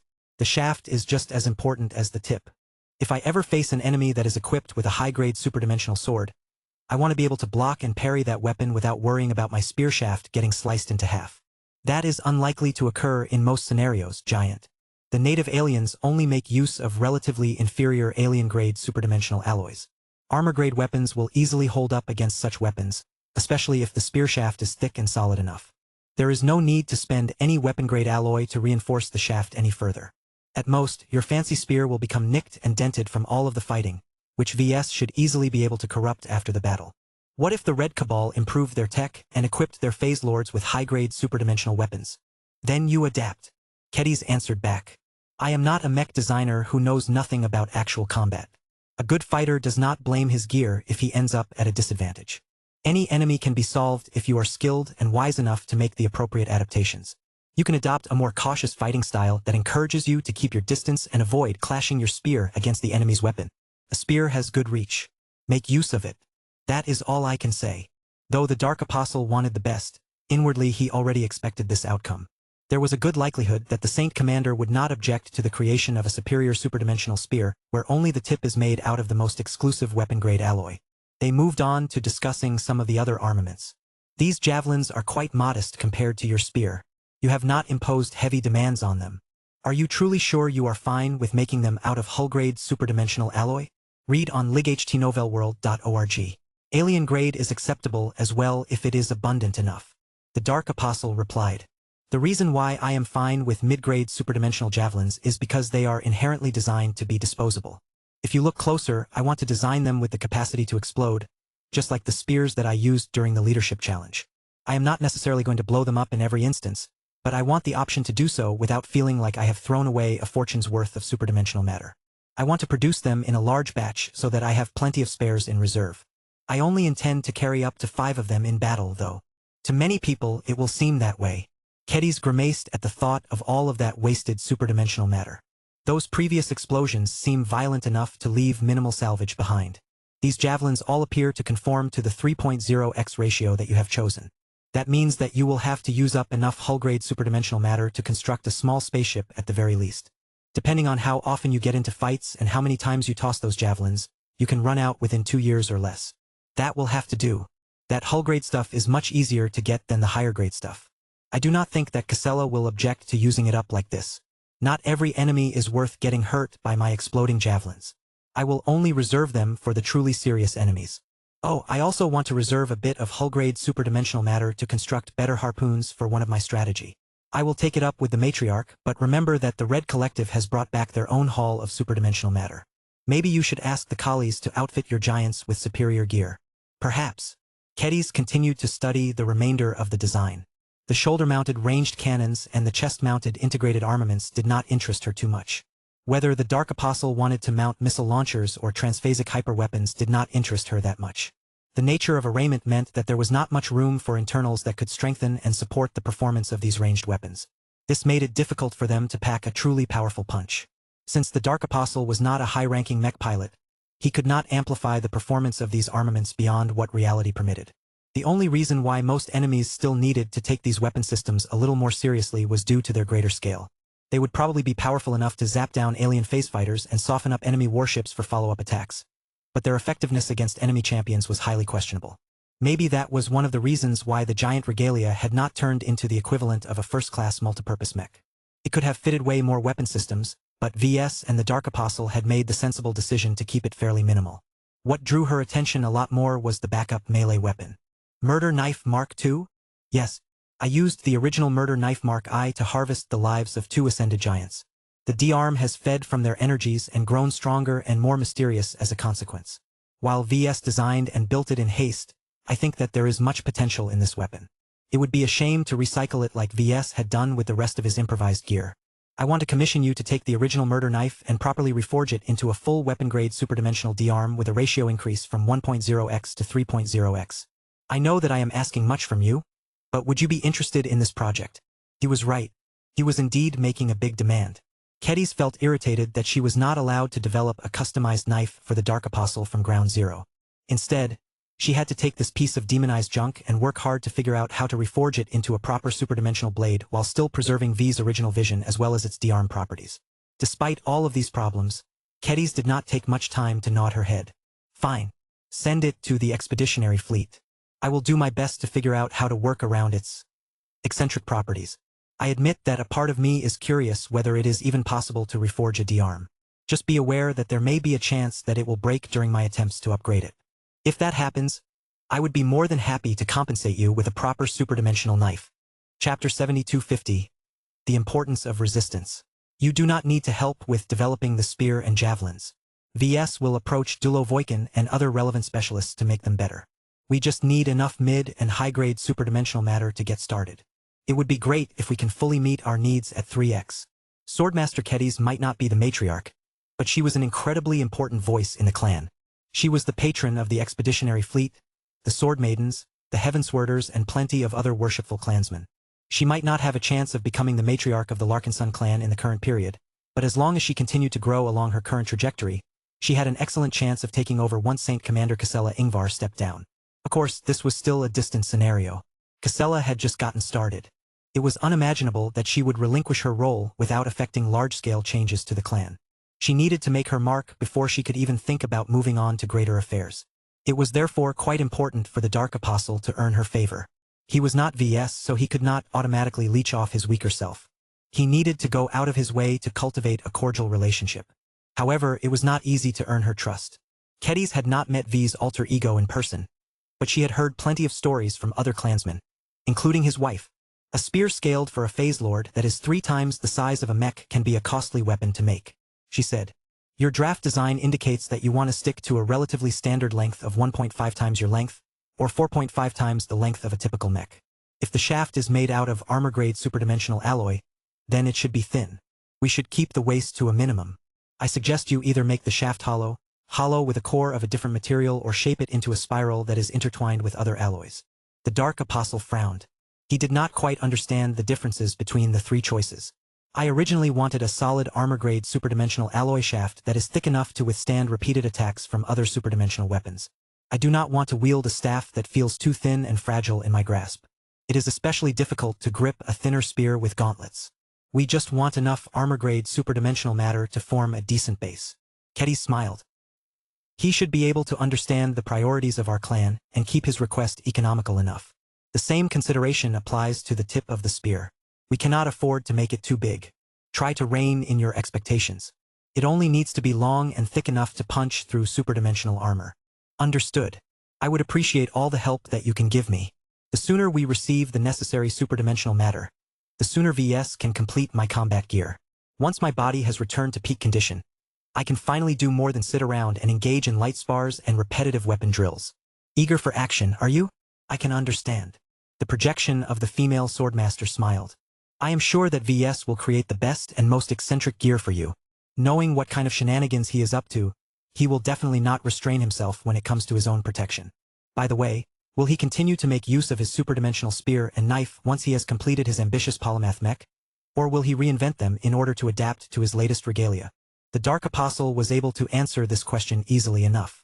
Unless radical new tech has come out that has completely changed the game, I do not think he intends to reinvent them anytime soon once they are done. We will continue to add them to our loadout whenever we intend to deploy on the battlefield at 3x. We will probably retire our stopgap raiment and keep it as a backup option. Our plan is to create various different weapons at different sizes and keep them in reserve. As an Ascended Giant, I can never know for certain whether I want to fight at 1x, 3x, or 10x. That caused Kedis to furrow her brows. This is a complicated matter. I never put much thought on how to arm Ascended Giants such as yourself. The fact that you can change your sizes is a great advantage, but it is not that helpful if your gear cannot automatically match your size. It makes much more sense why VS is eager to develop a polymetal mech for himself. It would be great if he can develop a weapon that can also change its scale. In fact, if he can create a polymetal mech, then he can extend its smart metal to form a blade or a spear with ease. It is not strictly necessary to create a separate arsenal. The Dark Apostle shook his head in rejection. VS has thought of that, but he does not like it. That is basically treating the polymetal mech as his weapon, which is not the main point. Weapons like the Heaven's Word, the Bitter Scimitar, the Decapitator, the Murder Knife, and etc. are powerful because they are self-contained and singularly designed to serve an offensive purpose. They possess their own artifact spirits that empower them even further. I want that for myself. I do not mind it if I have to juggle multiple different weapons for myself. None of them will become my life weapon. The only pact that I am willing to make is with my future polymetal mech. Understandable. Kedis nodded. She wondered whether it was possible for her to form a blood pact with a Carmine mech when she already formed a life sword pact with her Bloodsinger. It may just be possible considering that they belong to 2 entirely separate categories. Kedis was not in a hurry to pilot a Carmine mech anytime soon, so this point was moot. Perhaps she should revisit this topic when VS completed his vaunted polymetal mech. He had described it as the perfect solution for mech designers. The malleability and reprogrammability of smart metal mechs allowed mech designers to add their own solutions to their personal machines. After the Dark Apostle had issued his demands and became satisfied with the feedback he received from Kedis, the two began to talk about other subjects. Kedis felt a bit strange as she continued to converse with the Ascended Giant. He possessed V's face and shared numerous of the traits of her former mentor, but the Dark Apostle was very much a different person entirely. She felt as if she was talking to V's black sheep brother or cousin. It was certainly a novel experience for her. The Ascended Giant apparently knew everything VS knew, but possessed a very different perspective on different matters. Although he called himself the Dark Apostle, he did not really come across as a dark and evil cultist. Yet the fact that he still embraced this name was a cause for concern. It certainly conveyed his intentions to wield dark and dangerous powers. Sooner or later, he would be in over his head. Kedis needed to be ready to respond with force if the Dark Apostle lost perspective and turned into a threat to the Larkinson clan. Have you been following the developments of the Vorbug invasion? Have you heard about all of the hives that have emerged in the last week? I have, she said. My fellow Larkinsons and I have recently noticed that the native aliens are losing momentum at the front lines. Their reinforcements are being diverted to slow down the Vorbug advance in their own territories. The loss of many productive sun systems has introduced greater delays in their logistical network. While the native aliens are still determined to collide with the mutated Vorbugs to finish off red humanity together, the insects are so feral and hostile to everyone that they cannot be reasoned or bargained with. I think they are in for a hard time, especially when there is much more alien territory to grab than human territory. Her words made a lot of sense. While red humanity was weak in the new frontier, it put up a great amount of resistance. Several years of war where humans had always been on the defensive had hardened them against invasions. Read on lightnovelworld.org. In other words, red humanity was already fully prepared to fight a defensive war on the onset. The same could not be said for the native aliens. Their absolute numbers advantage along with the protection of their phase lords had always allowed them to go on the offensive. Even if scattered human forces raided their staging points and supply dumps, the damage to the alien war effort was always negligible. When it came to infrastructure, humans were nothing less than ants compared to the aliens. The native aliens did not even bother to fortify many star systems, especially the ones located further away from human-occupied space. Red humanity simply did not possess the capacity to raid so deep into alien space, at least for the time being. This was why the mutated Vorabugs practically enjoyed a feast. While red humanity at the Rebarthan border regions fought tooth and nail for every sun system, the alien territories fell like dominoes. Due to the Red Cabal's deliberate strategic choice to inflict a fatal or crippling blow to red humanity first before addressing the Vorabug menace, the latter was able to expand much faster into large swathes of poorly defended alien territories. The 3 hives assigned to fight against the native aliens were expanding much faster than the 3 hives struggling to capture human territories. I kind of feel disappointed at the native aliens, the Dark Apostle admitted. Their lack of resistance against the Chorus hive, the Chalice hive and the Simex hive is letting them balloon in numbers. If the native aliens completely drop the ball, they will devour the entire Red Ocean before finally turning all of their might against human-occupied space. By then, we will be flooded by so many Vorabugs that even god pilots will get exhausted to death. No one can withstand this galactic plague when it has accumulated to this point. Kedis grimaced. This is why your work is important. You and VS need to go out there and figure out a way to block the invading Vorabugs more effectively. In this 3-way struggle, we are the weakest party. We don't have as much territory as the native aliens, and we do not reproduce as quickly as the Vorabugs. What we do have is the best technology, the most effective troops and the strongest champions. That is not enough in my opinion.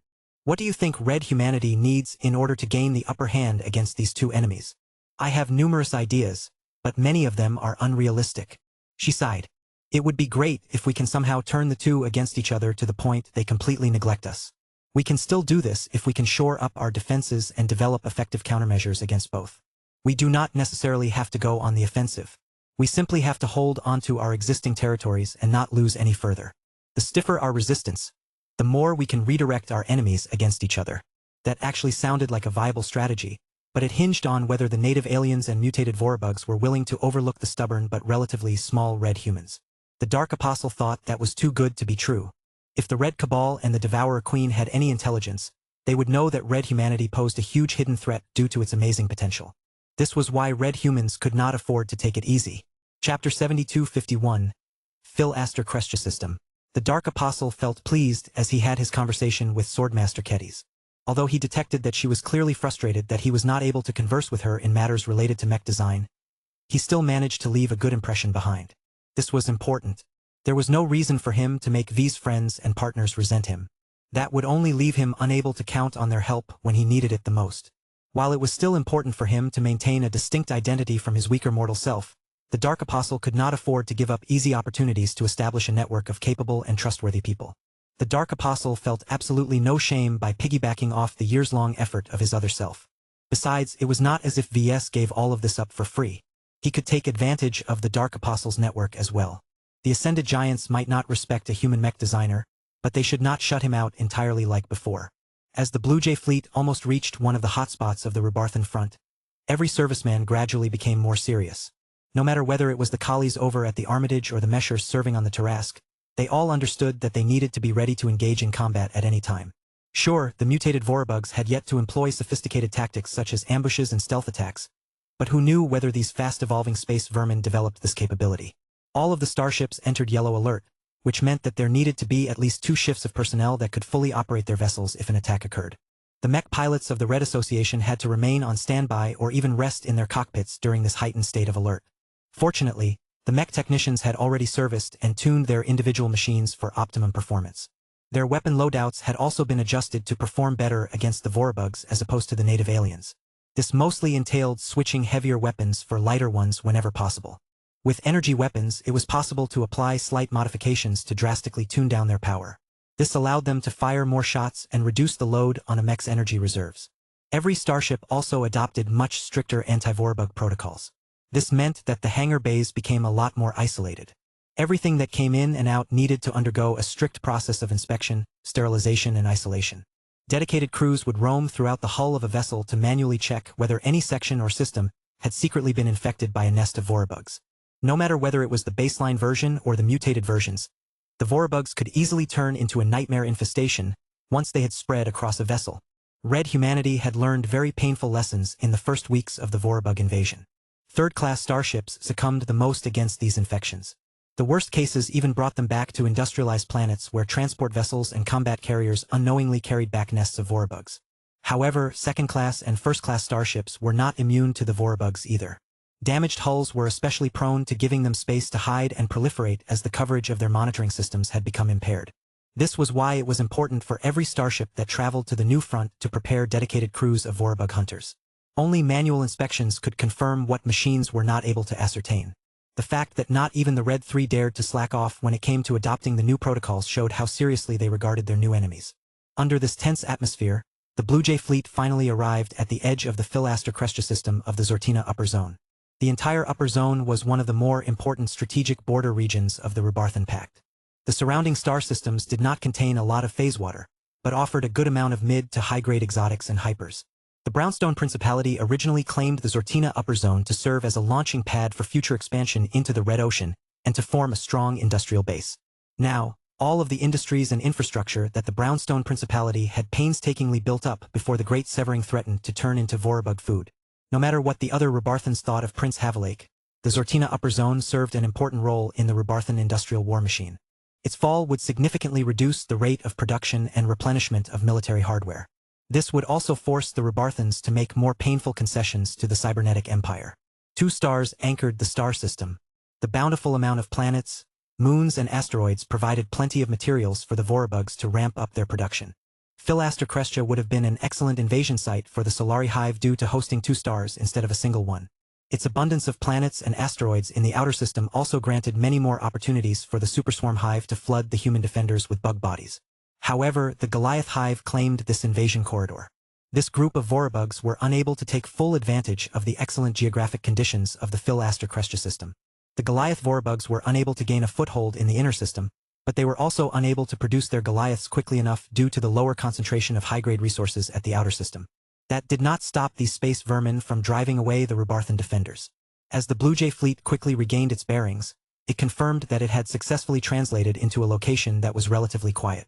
The native aliens entered the Philaster Crestia system from the other side, so the surrounding planets and asteroids were still relatively bug-free, though only for the time being. The Babylon Squadron had already sent a pair of stealth corvettes ahead of the route of the Blue Jay fleet. These small but handy vessels secretly patrolled the surroundings and made sure that no one prepared an ambush for the new arrivals. Now that they had completed their mission, the stealth corvettes did not rejoin the Blue Jay fleet, but instead continued to spread out in order to monitor potential escape routes. The initial fighting against the mutated Vorabugs had already revealed the importance of making sure that the human fighters did not unknowingly become surrounded. Once the mutated Vorabugs managed to form a blockade, any escape attempt would turn into a costly affair. More ships began to patrol the periphery as well. Both stealth ships and regular ships started to perform their new missions with great diligence. The remainder of the fleet continued to travel to the inner system, steering clear of any planets and choosing to dip below the galactic plane to avoid getting too close to an asteroid belt. Once the Blue Jay fleet neared the orbit of Philaster Crestia 3, the local defending Rebarthan troops sent an inspection vessel to greet the arriving reinforcements. They completed the necessary formalities before the fleet was allowed to sit in high orbit of the fortified but half-evacuated planet. Read on lightnovelworld.org. Philaster Crestia 3 should have turned into a heavily industrialized planet. The Brownstone Principality had invested in the construction of several industrial settlements on the surface. The Rebarthans had even transformed an entire continent into a farming region in order to make sure it could feed the residents and provide enough foodstuffs for export. All of that investment would likely go to waste. While the Rebarthans had no intention of giving up the Philaster Crestia system, the mutated Vorabugs were too strong and numerous to repel on a permanent basis. As one of the more important sun systems to the war effort, the Philaster Crestia system already hosted a number of different defending forces. The RA and the RF had pulled out shortly after the day of insurrection. This left the Rebarthans to undertake the burden of defending this location alone for a time, which placed a lot of pressure on their shoulders. Fortunately, line fighters throughout the Rebarthan Pact and beyond had answered the call and volunteered to defend Philaster Crestia 3. While the reinforcements certainly helped, the Goliath Hive was continuing to ramp up its production of both ordnance fodder as well as expensive Goliaths over time. This forced the Rebarthans to request military assistance from other forces that were bound to demand a higher price for their services. This was why the binary star system happened to host a single mech regiment of the 24th Gamma Scorchers warfleet. Damn. I was hoping that the assimilators have come, but if that is the case, then my presence here probably would have been redundant. VS muttered as he got up to speed on the current state of the invaded star system.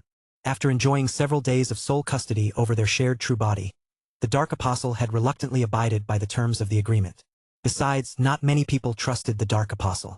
The Rebarthans and others were clearly hoping to speak with the mech designer, not a gigantic oaf that just happened to possess the same face. VS regained control. Vector Loban continued to brief the returning personality to the current state of the contested star system. The Goliaths are not as efficient as the Superswarmers when it comes to spreading their numbers across the outer system, but they are making steady progress. Vector explained. Once the mutated Vorabugs have captured over half of the planets and asteroids of the outer system, our calculations indicate that the ongoing battle for this star system will reach a tipping point where the Goliath Hive can produce new bugs faster than we can feasibly eliminate. This was the difficulty of fighting against the space bugs. Defeating their humongous swarms on the battlefield did not necessarily end the battle. So long as the bugs controlled enough satellites, they could easily replenish their losses and send another wave of swarms to the human defensive positions. Have the Rebarthans made any attempts to go on the offensive? No. The transhumanist mech designer shook his head. They lack the numbers to enter the occupied parts of the outer system and eradicate the bugs over there. Without enough strength and numbers, it is simple for the bugs to take advantage of their home territory and envelop the attacking force. VS grimaced. He could easily imagine how that could go wrong. I see. So the Rebarthans and their buddies have just been hovering around Philaster Crestia 3 and allowed the Vorabugs to pummel them every day. Is that right? They are doing a decent job of patrolling and cleaning up the inner system, but you are essentially correct. VS hated this passive approach, but he understood that the defenders did not have much choice. The Rebarthans and other groups preferred to send the bulk of their forces to more important and strategic port systems and other resource-rich sun systems. The Blue Jay fleet chose to enter a slightly less critical star system such as Philaster Crestia first in order to trial its new tech, forces and teamwork. It would be reckless to throw them all onto the toughest battlefield straight away without smoothing over all of the wrinkles first. Of course, defeating the Goliath Vorabugs in this star system should be anything but a cakewalk. Their numbers advantage kept growing while reinforcements from other human forces dwindled to a crawl. Many of the defenders harbored high expectations for the Blue Jay fleet. They heard about the arrival of the famous father of Carmine Mechs and also heard that he had brought a bunch of human phase lords along. VS did not want to disappoint their expectations, but he was afraid that they were asking too much from a single mech designer. Can we hold the Philaster Crestia system? That depends on whether we can find a way to repel the Goliath Vorabugs without needing to eliminate each and every single insect. Vector replied. Chapter 7252. Rubarthan Whetstones. We are glad that you have chosen to come here to assist the Rubarthan Pact in our fight to defend our race against the mutated Vorabugs. Too many short-sighted individuals do not realize that if our colonial alliance falls, their homes will be next on the menu. Your arrival, though late, will send a strong signal that the war against the Vorabugs will soon take a turn for the better. We have suffered too many setbacks in the past 3 weeks. It is time for us to generate good news for the masses. VS and Gloriana received an invitation from the Rubarthans to a private reception inside the largest and most formidable orbital fortress above Philaster Crestia 3. Once they greeted the station manager and a bunch of senior military officers, they entered a small but luxurious dining room where the pair of mech designers met up with an old collaboration partner. Lord Richard Brownstone's fortunes had changed drastically ever since he completed his collaboration with the miracle couple on the historic Swarm project. Even if his contributions were not as important as the other participants, history would still record that he had worked on the designs of the first generation of Carmine mechs in the form of the Yellow Jacket series. That was enough to elevate his reputation from a profligate grandson of the Brownstone prince to a forward-thinking mech designer who helped to advance the state of the mech industry. Naturally, once he returned to the Rubarthan Pact, his status improved immensely. Just by working on the Swarm project, he possessed greater insights into the Yellow Jackets and Jacket commanders. He was able to use his deep understanding to provide better advice and customize the mech designs to a greater extent than others. Richard owed everything to VS. The latter was nothing less than his benefactor as far as the Rubarthan Scion was concerned. Combined with the fact that VS had somehow become a Tier 2 galactic citizen who somehow managed to lead a powerful army of hundreds of human phase lords, Richard did not dare to put on any airs. In fact, a Tier 2 galactic citizen deserved to be accompanied by a much more senior figure within the Rubarthan hierarchy. However, it was not wise for a figure as powerful as the Brownstone Prince to travel to the front lines. His demise would lead to a severe crisis in the Principality and enable the mutated Vorabugs to gain more advantages. Besides, many people who studied knew that it was better to copy the model of the RA and RF and send a liaison who happened to be a mech designer of the same rank and generation. VS appeared to cooperate much happier with people like himself. It was extra beneficial if they knew each other in person and worked together in the past. Hence why the Rubarthan Pact had especially assigned an important mission to Lord Richard Brownstone. Whether he wanted to or not, Lord Richard was now stuck with the obligation to act as an interface between this important VIP and the Rubarthan Pact. VS was cut into a piece of an exabeast steak and had no ability to taste the refined flavors as the portions were not big enough to satisfy the stomach of a phase lord. Nonetheless, his wife looked happy enough as she carefully consumed a bizarre living creature that appeared to possess the traits of a salad and a slug. VS did not even want to know what crazy planet produced such an exabeast and alien plant abomination. Everything was safe to consume, of course. Even Gloriana's much more delicate stomach was able to hold down all of these exotic yet strangely human diet-compatible dishes. What you have described is one of the main reasons why I chose to come here, VS told his host and liaison. The native aliens are powerful enemies, but our civilization has begun to develop an expanding collection of counters against their phase fighters, warships, and phase leaders. Our transphasic hyper-weapons are able to penetrate their annoying energy defenses better and better with every passing month. In contrast, the mutated Vorabugs fight in such a different way that we have to start our R&D cycle from scratch. They both understood that as long as Red Humanity had enough time, it could develop many different counters, some more effective than others. However, that was the problem. The mutated Vorabugs made so much progress and expanded so quickly that it gave Red Humanity far too little time to progress this cycle. The Rubarthans had not yet even completed the process of defeating the native aliens, and already they were forced to fight against a second enemy alien civilization group. The other human groups were not much better off. The Red 3, the Terrans, and the Cybernetic Empire only received a bit more preparation time. Sooner or later, the mutated Vorabugs would come for them as well. Even if the Rubarthans held their ground, the native aliens would eventually lose a huge amount of ground to this implacable foe. There was a very high possibility that the enemies beyond the borders of human-occupied space would solely consist of hungry bugs rather than more civilized aliens. Lord Richard Brownstone sneered when he spoke about the other human groups. They are all freeloaders. They have pledged a number of concessions to the Pact, but they have been far too slow and reluctant to make genuine sacrifices. It may be to their advantage to see the Rubarthan Pact fall. The Terrans and the Cybers are especially the worst in this regard. Our fall may not necessarily damage their fundamental interests. The premise is that the growth of the mutated Vorabugs can still be contained at that point. This was the big problem. VS did not think it was worthwhile to make this high-stakes gamble. The fact that at least some of the other human powers was willing to do so was reckless to the extreme. Forgive me for sounding so unseemly, but we are incredibly grateful that you have chosen to personally set off for the front lines. Combined with the latest harvest of superdimensional matter, You and your clan have become one of our greatest supporters during these dark and trying times. Even if you are not able to provide effective military assistance to the defense of the star system, your example will still prompt others to act. Read on lightnovelworld.org. Gloriana frowned for a moment. Are 30 human phase lords not enough? Lord Brownstone sighed. The Goliath Hive has proven to be a tricky and intelligent adversary. It may not seem that way on the surface, but our soldiers here believe that they are definitely fighting against an intelligent and responsive alien commander. If we are being strictly honest, the Goliath Vorabugs already has the power to drive us away from this planet entirely. What? It is true, the Rebarthan Scion said. The Vorabugs here are wasting too much time, resources and energy in producing their so-called Goliaths. If they diverted all of those resources towards producing normal Vorabugs, they could have overwhelmed our defenses by this time.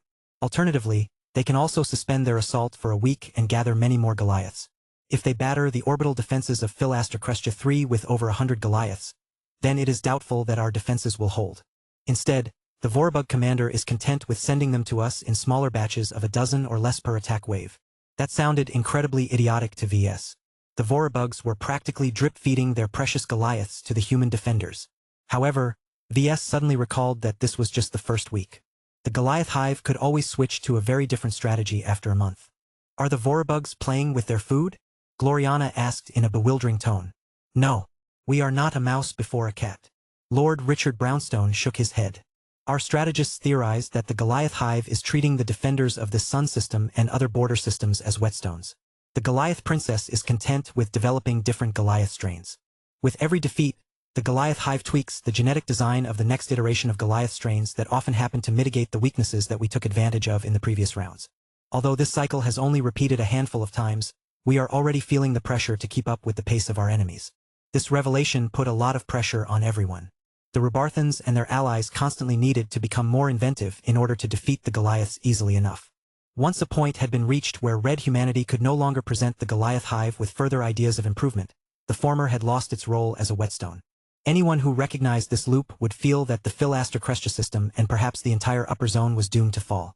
The Rebarthans were not necessarily afraid of an adversary that outnumbered them by an astronomical degree. What they were truly afraid of was an enemy that possessed the capacity to improve quickly and become a lot stronger in the future. It sounds like the Goliath Hive is not in a hurry to capture a lot of human territory, VS surmised.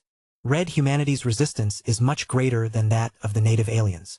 The Goliath Hive must be prepared to defeat much stiffer resistance the further they go on. If the mutated Vorabugs in this star system were only fighting against the human defenders half-heartedly, VS grew curious how much more powerful they became if they finally decided to stop messing around. This is why we urgently request you and your fleet to stay in reserve or pursue other missions during this sensitive period. Lord Richard requested to VS. We absolutely do not want to aggravate our current enemies by dumping 30 human phase lords on the battlefield and have them tear apart their Goliaths with contemptuous ease. We should maintain our current détente as best as possible, as the alternatives are all worse. At most, you can send out a couple of your powerful warriors as well as a mech company or two to reinforce our lines in the next attack wave. That will reduce our pressure and allow us to suffer less attrition. The Goliath Hive will be able to learn how to fight against our ascended giants. Before you ask, that is their preferred label for themselves. Do not call them human phase lords. VS couldn't help but say. Once the mutated Vorabugs get serious, there will be a chance that not even 30 of them will be able to change the outcome. The Rebarthan senior mech designer let out a sigh. We are aware of the possibility. To be honest, we have other reasons for preventing you from sending out too many ascended giants at the same time. We want to observe the reaction of the Goliath Hive. We are watching for many possible signals that can tell us more about the intelligence and the personality traits of the Vorabug commander.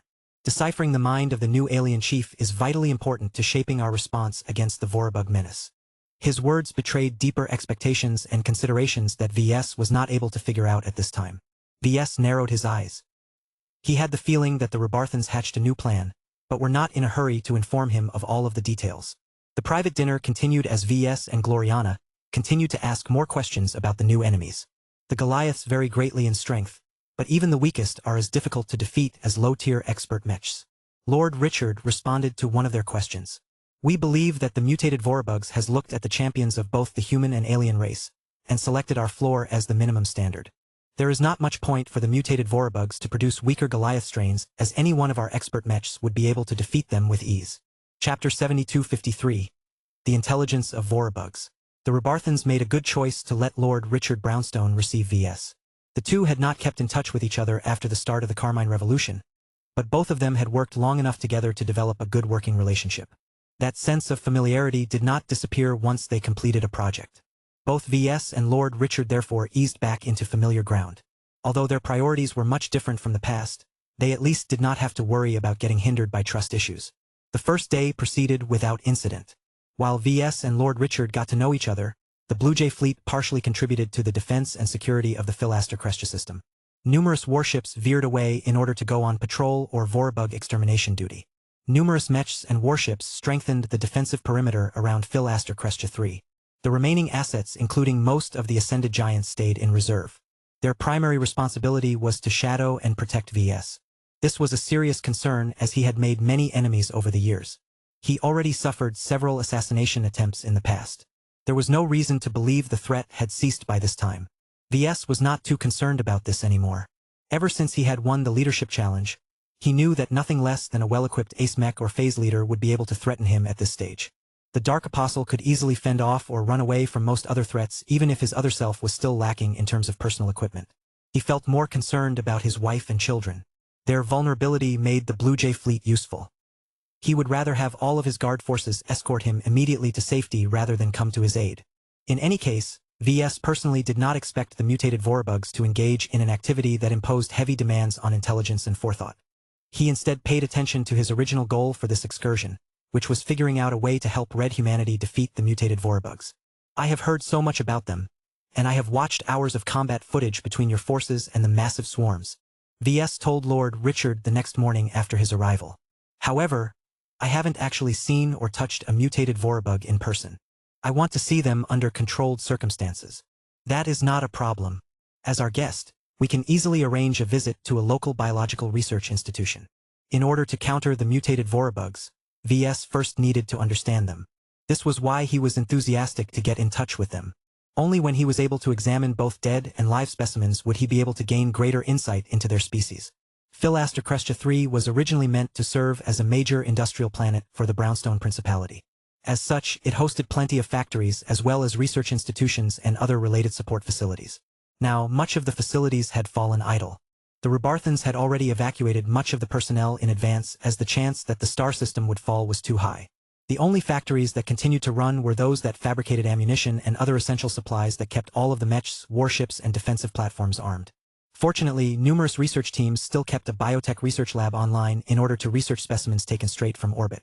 Although the Rebarthans transferred most of their samples to more secure locations, they only dared to do so with tissue samples and frozen Vorabugs. When it comes to conducting research on live Vorabugs, we do not dare to do so in the heart of the Rebarthan Pact. Lord Richard explained to VS as they passed through the highly secure gates of the research facility.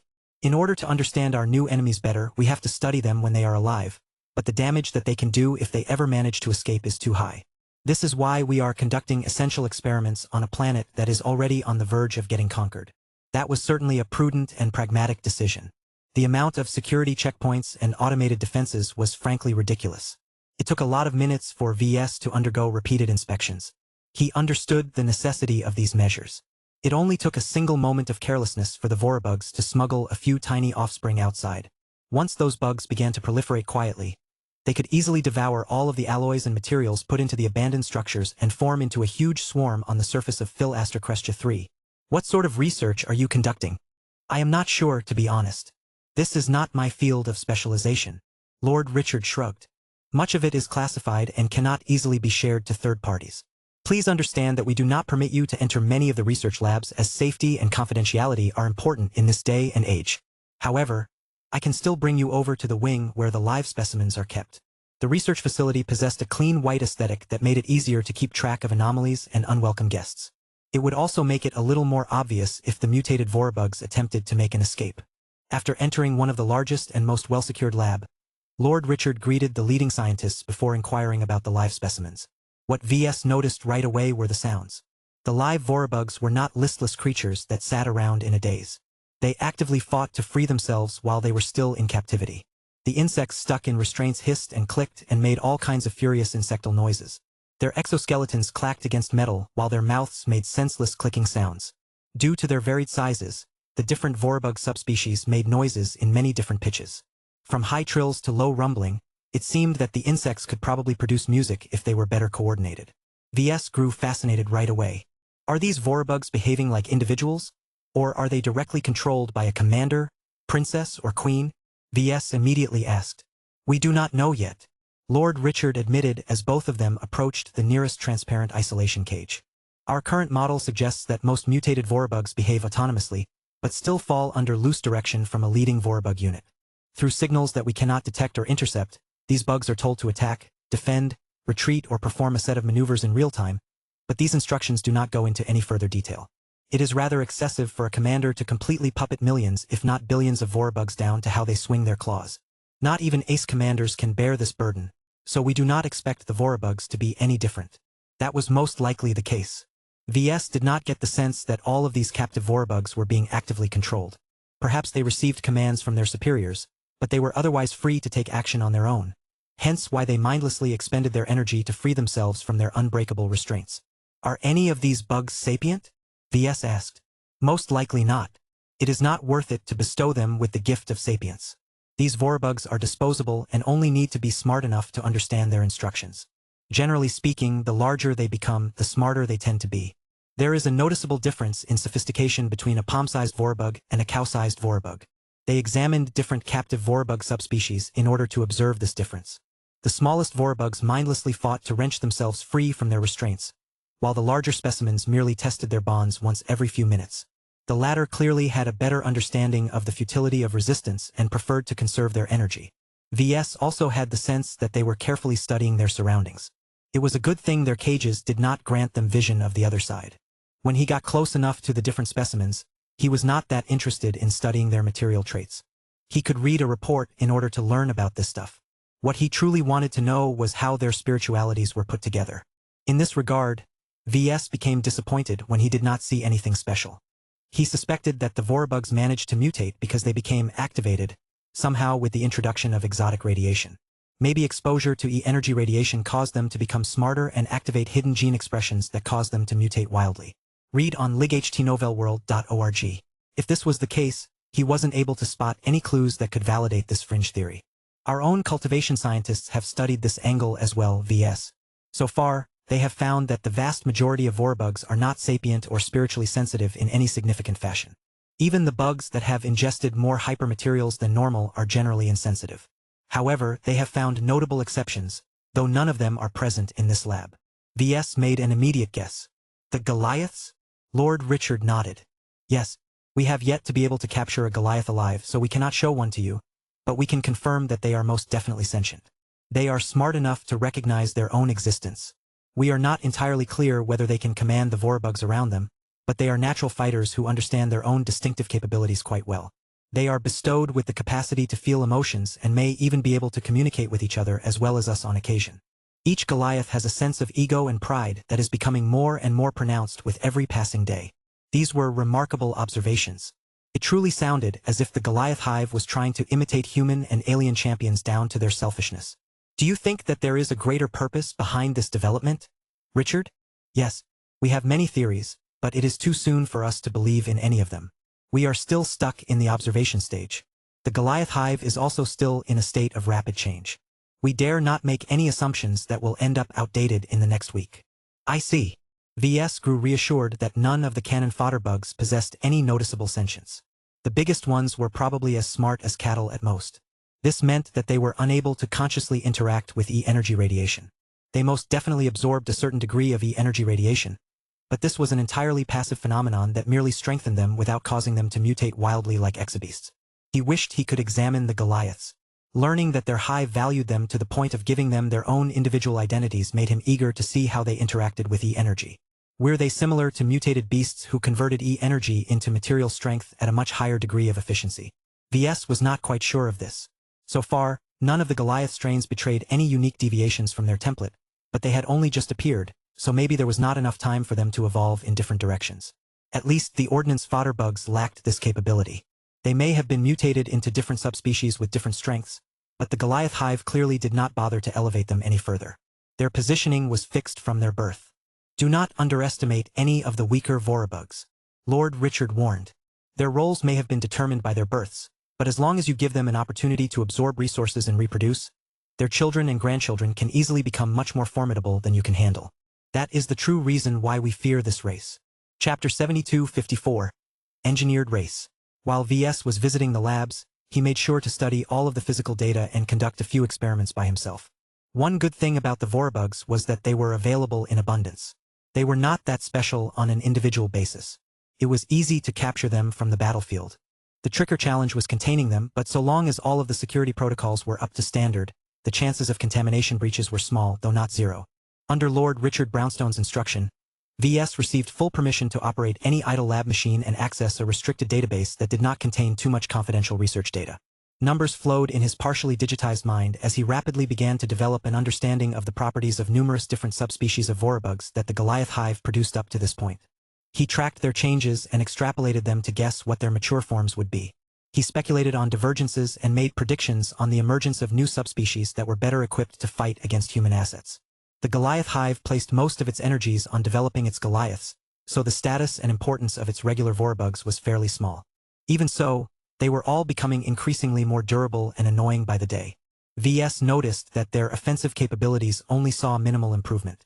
Much of their evolution was geared towards optimizing their exoskeleton structures. By making them more durable, they could soak up more damage and form a greater distraction. The main job of breaking through adversary lines and defeating the core of human resistance rested on the shoulders of the Goliaths. It was too bad that a research facility like this was completely unable to safely contain a Goliath. Even capturing one of them was a huge pain, as they always committed suicide without question, no matter how much of an ego they possessed. Their obedience towards their hive exceeded their sense of self-preservation. The only safe way to capture a Goliath is to put them in stasis before they realize what is happening. Lord Richard told VS. We managed to succeed the first few times, but the Goliath hive quickly wised up to our means. Before a warship equipped with a remote stasis module can come close enough, the Goliaths have already retreated or committed suicide in advance. When the latter happens, all of the bonds between their cells and molecules have broken down, causing them to collapse into useless dust and matter. VS frowned. Does this happen when you pull a Goliath out of stasis? Yes. We do not dare to deactivate stasis because the Goliath in question will immediately disintegrate. We can only conduct limited research and examinations due to the interference produced by the stasis effect. Stasis technology was a form of high technology that VS did not fully understand. He had the sense that it was messing with time and space in a very odd manner. He had made contact with stasis technology very early on in his career when he and the Flagrant Vandals raided the Starlight Megalodon. He had become amazed that human technology had advanced to the point where it could metaphorically freeze any object. VS hardly learned more about it as the technological principles of stasis technology were too advanced for him. Even if he decided to study it from today, he doubted he would make any significant attainments in a short amount of time. It was too far from his field of specialization. He knew that it was quite troublesome to study any object under stasis. He also knew that the demands for putting anything under stasis drastically rose in proportion to volume. VS could easily procure a high-tech gadget that could place a data chip into stasis, but it was impossible for him to obtain a giant apparatus that could put a Goliath in stasis. While VS was eager to begin his studies on Goliaths, he first wanted to complete his examinations of the regular bugs. They came in all sorts of shapes and sizes. Among the 6 hives, Red Humanity had already observed over 1,000 individual species and subspecies, many of which were continuing to evolve over time. The sheer variety of Vorabugs did not seem to hinder the command and control of Vorabug swarms. They still operated as if they were perfectly controlled by a local commander, a regional princess, or maybe even a central queen. Try as he might, VS failed to figure out what sort of organ or signal the Vorabugs used to exert such excellent control. We have made no progress on that front either, Lord Richard said with regret. We have tried numerous different jamming methods to disorganize the Vorabugs, but none of them produced any noticeable effects. We have employed both technological-biological sources of disruption. We have also given our chi cultivators an opportunity to employ their newly developed abilities in the hopes of producing change. None succeeded. It is as if we are operating in 4 dimensions while the Vorabugs operate in 5 dimensions. Their bugs are being controlled through a transmission channel that is undetectable and unblockable by our current means. Wait. Are you suggesting that the mutated Vorabugs of all races employ an unknown means of organic superdimensional technology? Lord Richard snorted. No, definitely not. There are admittedly fringe theories circulating through our ranks that claim that the mutated Vorabugs are intricately connected to the phase whale race. However, this is just a story that people have invented to explain the unexplainable. There is no credibility to these unfalsifiable claims. We must remain rational and avoid bias and superstition. The survival of our people and our colonial star empire depends on our scientific rigor. Though the Rubarthan mech designer clearly sounded dismissive, VS couldn't help but feel attracted by the hint of this supposed theory. Can you share the details of this story with me? I am curious about what your researchers have come up with. Maybe I can provide insights from an unexpected angle. Lord Richard clearly disliked this request. He did not want to give a mech designer who was famous for coming up with the craziest ideas a wrong lead, who knew what sort of madness he would pursue. However, when the Rubarthan liaison thought about how the Rubarthan forces were faltering in front of the Vorabug menace, he knew that sticking to strictest scientific rigor may not necessarily produce the killer weapon against this implacable foe. Perhaps madness was exactly what they needed to break the unfavorable status quo. Very well, he sighed. There are multiple variations to the story, so let me start with the facts. First, the phase whale race is likely artificial. They were genetically forged to serve an unknown purpose in the Red Ocean galaxy. They may have outgrown their purpose after their creators have mysteriously left, but there are very little doubts that they originally served a specific purpose, whether it was seeding phase water throughout the dwarf galaxy or harvesting any deposits that naturally accumulated in different star systems for unclear reasons. That sounds plausible. VS nodded.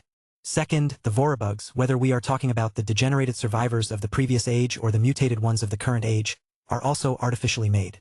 Their genes may not show too many overt signs of deliberate design, but the way they work is too comprehensive to be the product of natural evolution. Whether this is intentional or not, there exists at least one but likely more mutated Vorabugs that can actively reformulate the genes to produce new subspecies or improve existing ones. These hypothetical queens and princesses likely did not develop these capabilities independently, but merely gained access rights to this inherent property. Do you agree? This time VS was not so certain. I agree with the first parts, but the rest sounds a little more dubious. I am willing to believe most of it, though. Then let us bring these two assumptions together. Both races are engineered. Both races exist in the Red Ocean. It is not unreasonable to assume that their creators may have been the same. A single progenitor race or alien individual may have been responsible for seeding both the phase whales and the Vorabugs in this dwarf galaxy. Perhaps there is more truth to the claims that the phase whales are the descendants of the elder gods. VS almost shook as he realized how shocking it was if this particular theory was true. This is difficult to believe, but just plausible enough that we cannot ignore the possibility. I still find it difficult to imagine that the phase whales and the Vorabugs share anything in common aside from residing in the same dwarf galaxy. Their genetics and their modes of operation are completely different. These supposed elder gods have mastered biotechnology to a greater degree than the phase whales if this theory is true. The unspoken question here was where the elder gods had gone after creating the two completely different races. Why had they disappeared? Why had their traces disappeared? Read on lightnovelworld.org. Why did no other race aside from the phase whales know about the supposed elder gods? The Red Ocean possessed greater depth and history than VS imagined. He had the feeling that it was not as simple as many people assumed. Wait, VS said. If both of them are artificial creations, then they were most definitely made with a purpose. I refuse to believe their progenitors put so much effort into them just to treat them as disposable toys. I think it is safe to assume that the phase whales are tasked with taking care of the Red Ocean and its phase water reserves. They serve as a stabilizing and regulating influence. The Vorabugs are different. They are pure pests. Letting them loose will not lead to a healthy equilibrium. It will lead to a complete depopulation of the dwarf galaxy. The bugs will devour all life and ruin the ecosystems of all planets. The new frontier will turn into a desolate, bug-filled graveyard. Lord Richard made a rueful smile.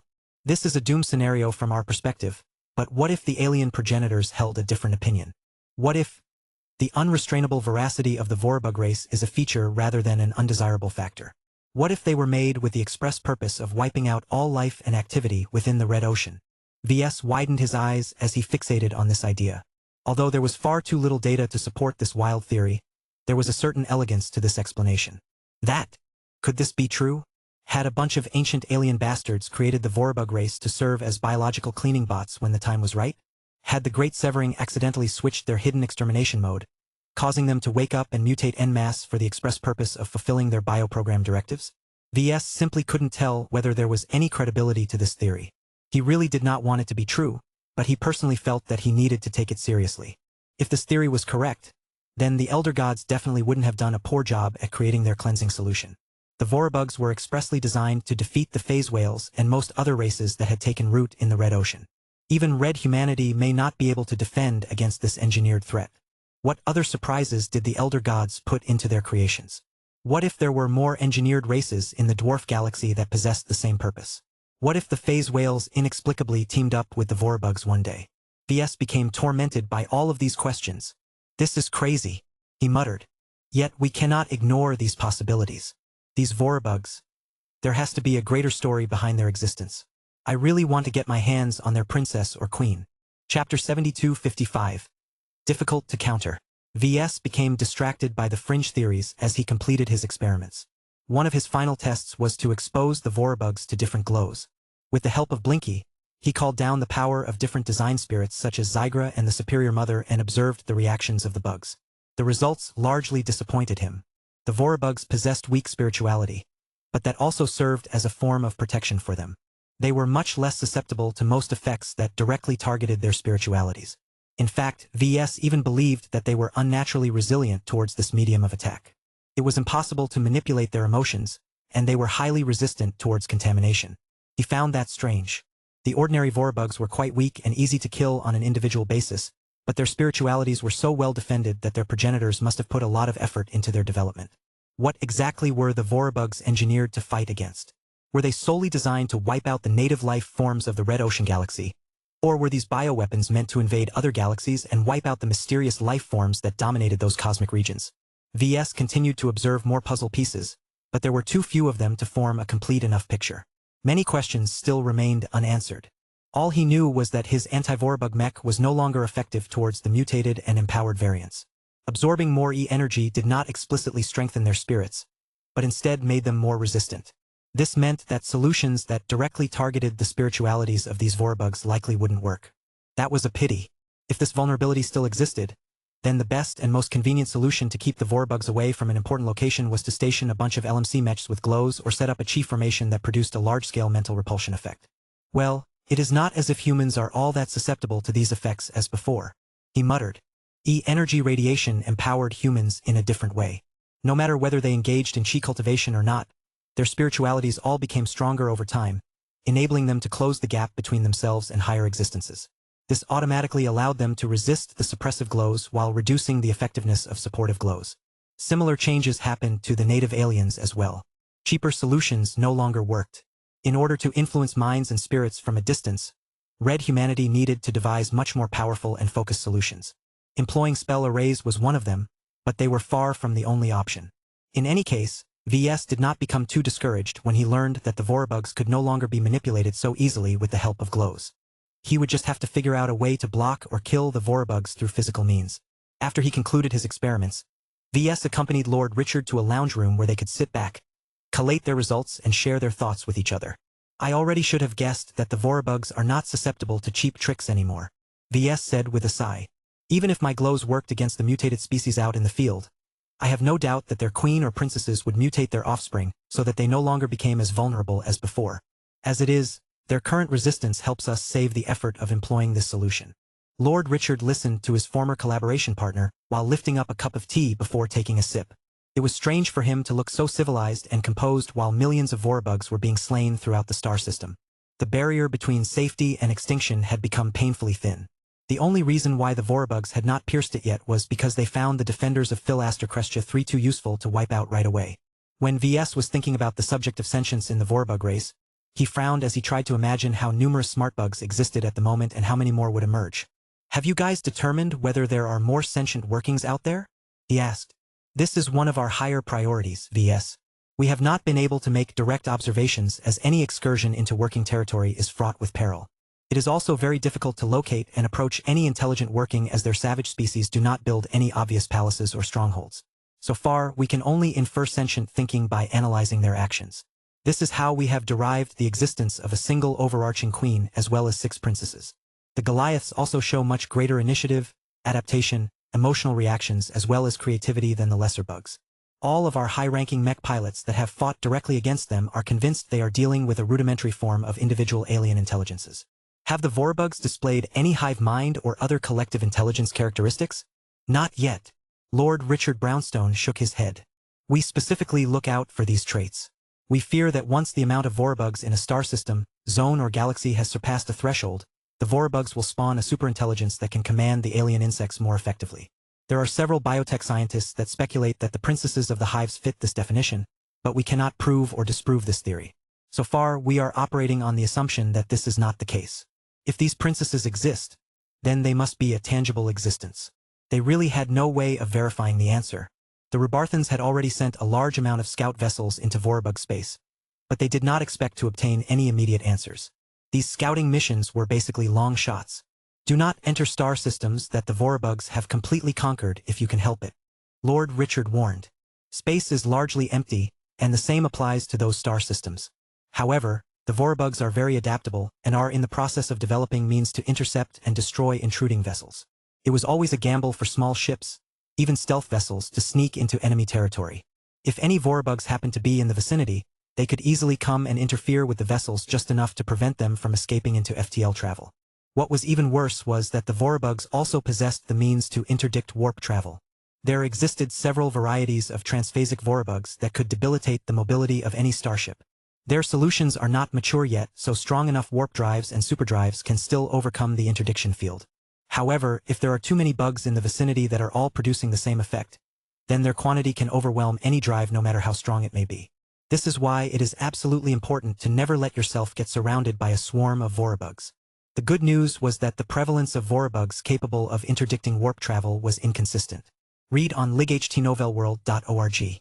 They were more prevalent in star systems that were rich in phase water, but the hives deliberately redistributed their transphasic bug subspecies in order to make their distribution more even. If this was the case, then it may not be a good idea for the Blue Jay fleet to go on the offensive. VS needed to wait until Red humanity learned more about this new enemy and developed more countermeasures against their existence. The Riot Mark III at least needed to get operational again. He hoped that St. Rosa Orphan would wake up soon and agree to fight despite her problematic physical condition. With an ace mech at his disposal, VS had much greater confidence in the Blue Jay fleet's ability to willpower various crises. As VS and his Rebarthan friend continued to talk, they eventually directed their attention to counters. Now that you have partially learned what we are fighting against, do you have any bright ideas on how to counter the mutated workings? VS grimaced. No, not yet. I only know what I cannot do. We can't bank on glows or other solutions designed to influence the minds and spirits of these oddly resistant workings. I still think that the Red Collective presents the greatest hope of repelling these aliens. Our resident formation master informed me of a grand plan to devise a planetary-wide defensive formation that can efficiently annihilate countless weak Vorabugs. I have recently been informed of such plans. The Rebarthan Senior responded. In my opinion and the opinion of my superiors, they are all gambits with a low chance of success. Most of these plans will fail, but it will still be worth it as long as one or two succeed. I do not possess the expertise to evaluate the likelihood that a defensive formation can successfully alleviate our defensive burden. I would much prefer to focus on what I can do in my own power, which is designing mechs. I believe that you must harbor the same desire. You are exactly right, but the difficulty is high. I believe that viable solutions exist, but I lack the inspiration to develop them. I had hoped that examining specimens would refresh my mind and give me a few leads, but that has not happened. All I can think about is arming mechs with regular weapons that eventually exhaust their supplies and grow tired. That is not an effective way to fight against endless tides of cannon fodder. At least the Goliaths come in much smaller numbers. Lord Richard did not look optimistic. So far, we have studied the material composition of many Goliath carcasses. They are large and powerful, but they are not as big as phase lords. This means that it is very much possible to produce them in greater numbers so long as the local or regional Vorabug presence has gained control over resource-rich sun systems. Although the quality and combat power of a Goliath is not that impressive at the moment, the Vorabugs can already rely on their superior reproduction rates to field hundreds if not thousands of them at a time. This is a completely maddening scenario. We cannot possibly produce champions as quickly as our insectal adversaries. This is why we welcome the arrival of your ascended giants. They may be the only assets standing in the way of total defeat in this star system. The Goliath hive may be making an effort to imitate its adversaries at the moment, but there was no rule that stated that they had to make a 100% copy. The best way for the Goliath Vorabugs to go about it was to combine the best practices of the enemy with the natural advantages of their own race. Therefore, so long as the mutated Vorabugs could gather the necessary resources, there was nothing wrong with producing 1,000 Goliaths and throwing them directly against the orbital defenses of Phil Astercrestia III. Even if the vast majority of the Goliaths ended up getting killed, the Goliath hive could simply recycle the carcasses of the deceased Goliaths while simultaneously plunder the resources of conquered territory to replenish the losses. If this is the case, then we need to devise solutions that can effectively defeat a large amount of Goliaths in a short amount of time. VS surmised. It is too inefficient to rely on a small number of high-ranking mechs or a limited quantity of ascended giants to bear all of the burden of defeating these powerful bugs. We need to empower regular mechs with the ability to slay these giant insects. Perhaps he should take a look at a few old solutions and update them to the current needs of the market. VS did not necessarily have to fixate on completely new and original design applications in order to defeat the bugs. I agree, VS. We need to develop a systematic counter against an adversary that prefers to rely on numbers to win every battle. Only human ingenuity can save us from defeat. Chapter 7256. A new assignment. After spending so much time studying captive Vorabugs and swapping theories with Lord Richard Brownstone, VS finally felt he was ready to see action. In fact, he preferred to let the Dark Apostle out and have him tussle against the Goliaths in person, but his physical condition did not allow for that at the moment. His alter ego was aware of this as well. He did not foolishly insist on entering the field. Besides, the Blue Jay fleet had yet to receive a crucial shipment of superdimensional matter. Without the right materials, VS was not yet able to fabricate the special raiment and weapons scaled to 3x. It would be foolish for any ascended giant to enter the field without a decent set of gear. As the Vorabug War grew in scale, VS felt increasingly smaller and inconsequential. Knowing that huge swarms of Vorabugs continually assaulted both human and alien star systems on a near-constant basis made it difficult to believe that individual heroism had a place on the battlefield. While the Goliath hive was nice enough to invest in the development of Goliaths, the other hives largely relied on quantity over quality. Winning the Vorabug War therefore required red humanity to improve in a systematic fashion. It required better tech, productive industries, stronger logistics, a huge supply of manpower and a strong fighting spirit. This was a challenge to be sure. Red humanity lacked the territory and population to go big. It needed to increase its productivity to an insane degree in order to make up for its many shortcomings. All of this was not helped by the divisions between different human powers. The day of insurrection had dealt a fatal blow towards unity. The Terrans and the Rebarthans were no longer willing to follow the lead of the Meshers and the Fleeters. This had caused many cooperative ventures and combined defense initiatives to falter, leading to more losses that could have been prevented if everyone just agreed to get along with each other. VS could only sigh after he thought about the mixed state of red humanity. At least internal competition will be sufficient to spur the growth of all of those players. It was because much of red humanity had lost respect for its former leaders that so numerous people pursued their ambitions without restraint. The Polymath was just the most obvious example of this phenomenon. She served as the trailblazer of a new era for red humanity. As VS prepared to witness the next major confrontation between the defenders of Philaster Crestia III and the mutated Vorabugs, he received a surprising priority transmission request. Professor Vector Loban urgently sought out VS. "I bring news," the transhumanist liaison said. "First, I think you will be happy to learn that Jovi is on his way back to the Blue Jay fleet. He is accompanied by a small supply fleet that contains supplies, technical personnel, intelligence officers, newly developed lab and workshop instruments, and more. Of particular note are cutting-edge production machines that process superdimensional matter better and more precisely than before. We have also brought a team of medical and engineering professionals, as well as their accompanying equipment in order to provide specialist care for St. Rosa Orphan and the Riot Mark III. This wave of reinforcements should be sufficient to bring your escort force up to standard. We were unable to transfer the aforementioned goods and personnel to the Blue Jay fleet upon departure from the Yernstall Central Star node." VS furrowed his brows. He had not been informed about this. He thought that the Blue Jay fleet was already complete by the time it arrived in the Philaster Crestia system. The Red 3 had never voiced any intentions about reinforcing it even further. He truly did not see the need for all of these extras. It only made sense to do this if the Red 3 expected him to undertake a difficult assignment. That immediately put him on guard. He had a feeling that he wouldn't be able to enjoy these goodies for free. "Well, I am happy for all of the help. I am eager to know what Jovi has gained from his trip." Vector smiled. "Jovi has been rewarded for his service, but his responsibilities have grown. Both of us are tasked with assisting you in your new mission." "What mission?" "That is the second piece of news that I am tasked with bringing to you. The evolution which wants to speak to you in person. We are already preparing our secure communication chamber to hold a virtual meeting with our esteemed god pilot." The mood in the compartment dropped upon learning that the evolution which had issued a direct request to talk with VS. In his experience, nothing good came from attracting the attention of a god pilot, especially one as unscrupulous as the evolution which. Transcendent beings such as her never approached people for casual reasons. Their visions were so high and their ambitions were so great that they tended to see everyone below them as pawns to be used and discarded. If VS had a choice, he would have preferred to maintain his distance from the leader of the RA transhumanist faction. He was even willing to give up her backing if that meant that he would no longer have to be subjected to her whims. While it was dangerous for him to operate without the explicit backing of a god pilot of Star Designer, VS was not without options. A Tier 2 galactic citizen like himself already possessed enough influence and clout to back other people for once. The allegiance of several hundred ascended giants was enough to deter numerous rivals and enemies.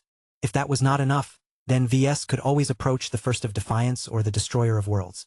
He had a good amount of confidence that he would be able to gain their full backing, though either choice would come with serious political implications. However, it was probably better for the Evolution Witch to act as his patron for the time being. She was one of the founding members of the Oblivion Gate Consortium. The Oblivion Empress cooperated extensively with the God Pilot. So long as this remained the case, VS remained confident that the Evolution Witch would remain sincere about their cooperation. VS was much more willing to rely on a relationship based on tangible interests. In any case, he waited for the personnel of the Tarask to complete their work. Once the time had come, he entered the extra-secure version of a hyperchamber by himself and waited for the connection to come online. VS immediately felt as if he had half-stepped into a somewhat familiar god kingdom. The surroundings changed as physical projections changed into a very cold and sterile virtual environment. Having visited the laboratories on the surface of Philaster 3 a short time ago, VS was able to recognize numerous similarities. What attracted most of his attention was not the robed lady that represented the human side of the Evolution Witch, but the captured Vorabug specimens that were roaming around in the lab facility. VS looked shocked when he saw that the Vorabugs were readily able to move around without any form of restraint or restriction. The lab employed none of the strict and redundant safety measures needed to prevent the Vorabugs from chewing their way out of their cages and reproducing at an uncontrollable rate. He inwardly sighed. There was no need to restrain these captured Vorabugs because a god kingdom already served as the greatest form of restraint. These insects could do nothing that went against the Evolution Witch's will. VS suddenly remembered that it was not a good idea to ignore a god pilot. While he was only separated from the Evolution Witch by a single galactic citizenship tier, he still forced himself to greet her in a formal fashion. Updated first on lightnovelworld.org. He bowed in front of the physical projection of the individual whose resolve was partially able to stretch across many light years and press onto his spirituality like an elephant sitting on an ant. My greetings to you, Your Holiness. Thank you for sending additional supplies to my Blue Jay fleet. I can use all of the help that I can get. VS. Her voice drilled into his head in a way no other true god could match. You have done well for yourself. You have exceeded my expectations. You took a great risk but succeeded in your venture. By doing so, you have ruined one of my plans for you and escaped the conditions that I have set. Your qualifications as a mech designer are still poor, but your takeover of the Phase Lord Department leaves me with no recourse but to accept your elevation. Congratulations. You are officially promoted to a Tier 2 galactic citizen. VS couldn't help but smile. He felt especially pleased that the Evolution Witch was the one to share this particular announcement. She had hindered him on this aspect so much that he derived a vindictive kind of pleasure from her apparent defeat. Of course, he wouldn't be able to remain happy for long.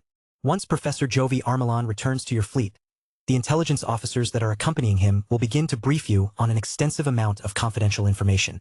These are secrets that I have personally curated for you to expand your understanding of the stakes and become more informed about the skeletons that others have placed in their closets. There are more secrets that you are entitled to learn, but nobody will come and offer them to you proactively. If you truly want to know more, then you should travel back to the Yernstal Central Star node and visit one of the headquarters of the Red 3. VS slowly nodded. The amount of secrets held by Red humanity was probably overwhelming. It was not necessarily a good idea to rock his entire perspective of human civilization and the universe by filling his mind with all kinds of messy information. Of course, limiting himself to learning about the secrets that the Evolution Witch picked out was not necessarily good either. There was a great chance that he would form a biased perspective on numerous matters. Still, any information was better than no information. Thank you, Your Holiness. Is all of this necessary to prepare me for my next assignment? Divine Lucy Miyazaki smiled in a not-so-friendly manner. Becoming a Tier 2 galactic citizen does not mean you can continue to act as a free agent that can leisurely travel around to study anything that has caught your interest. Since you have decided to get involved in the Vorabug War, then you can make yourself useful to us.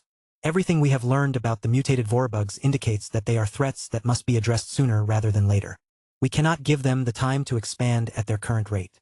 While VS most definitely agreed with her assessment, he did not understand why he should be involved.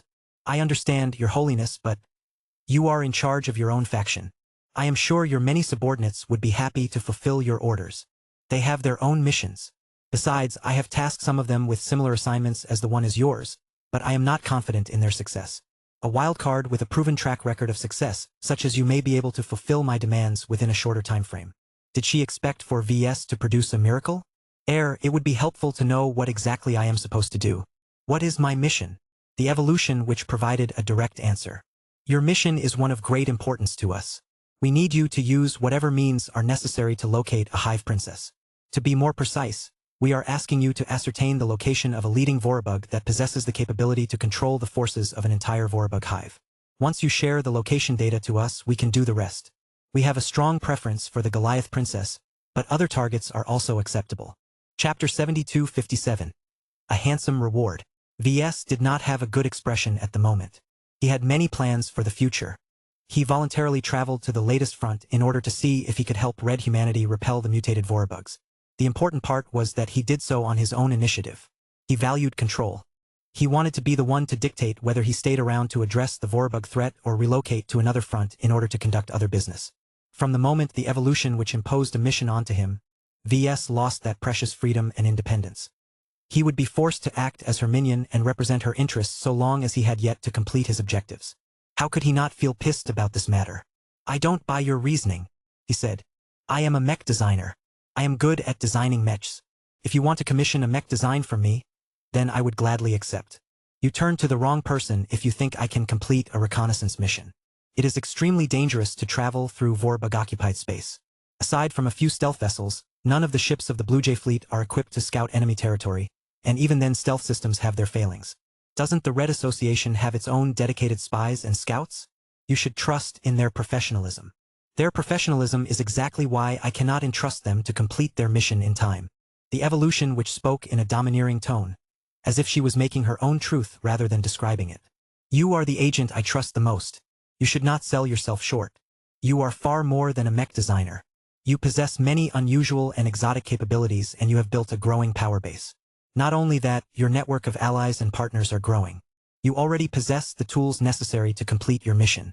You only need to use your brain and be prepared to do what is necessary, even if your actions would ordinarily invite sanction. VS narrowed his eyes. What do you mean about that last part?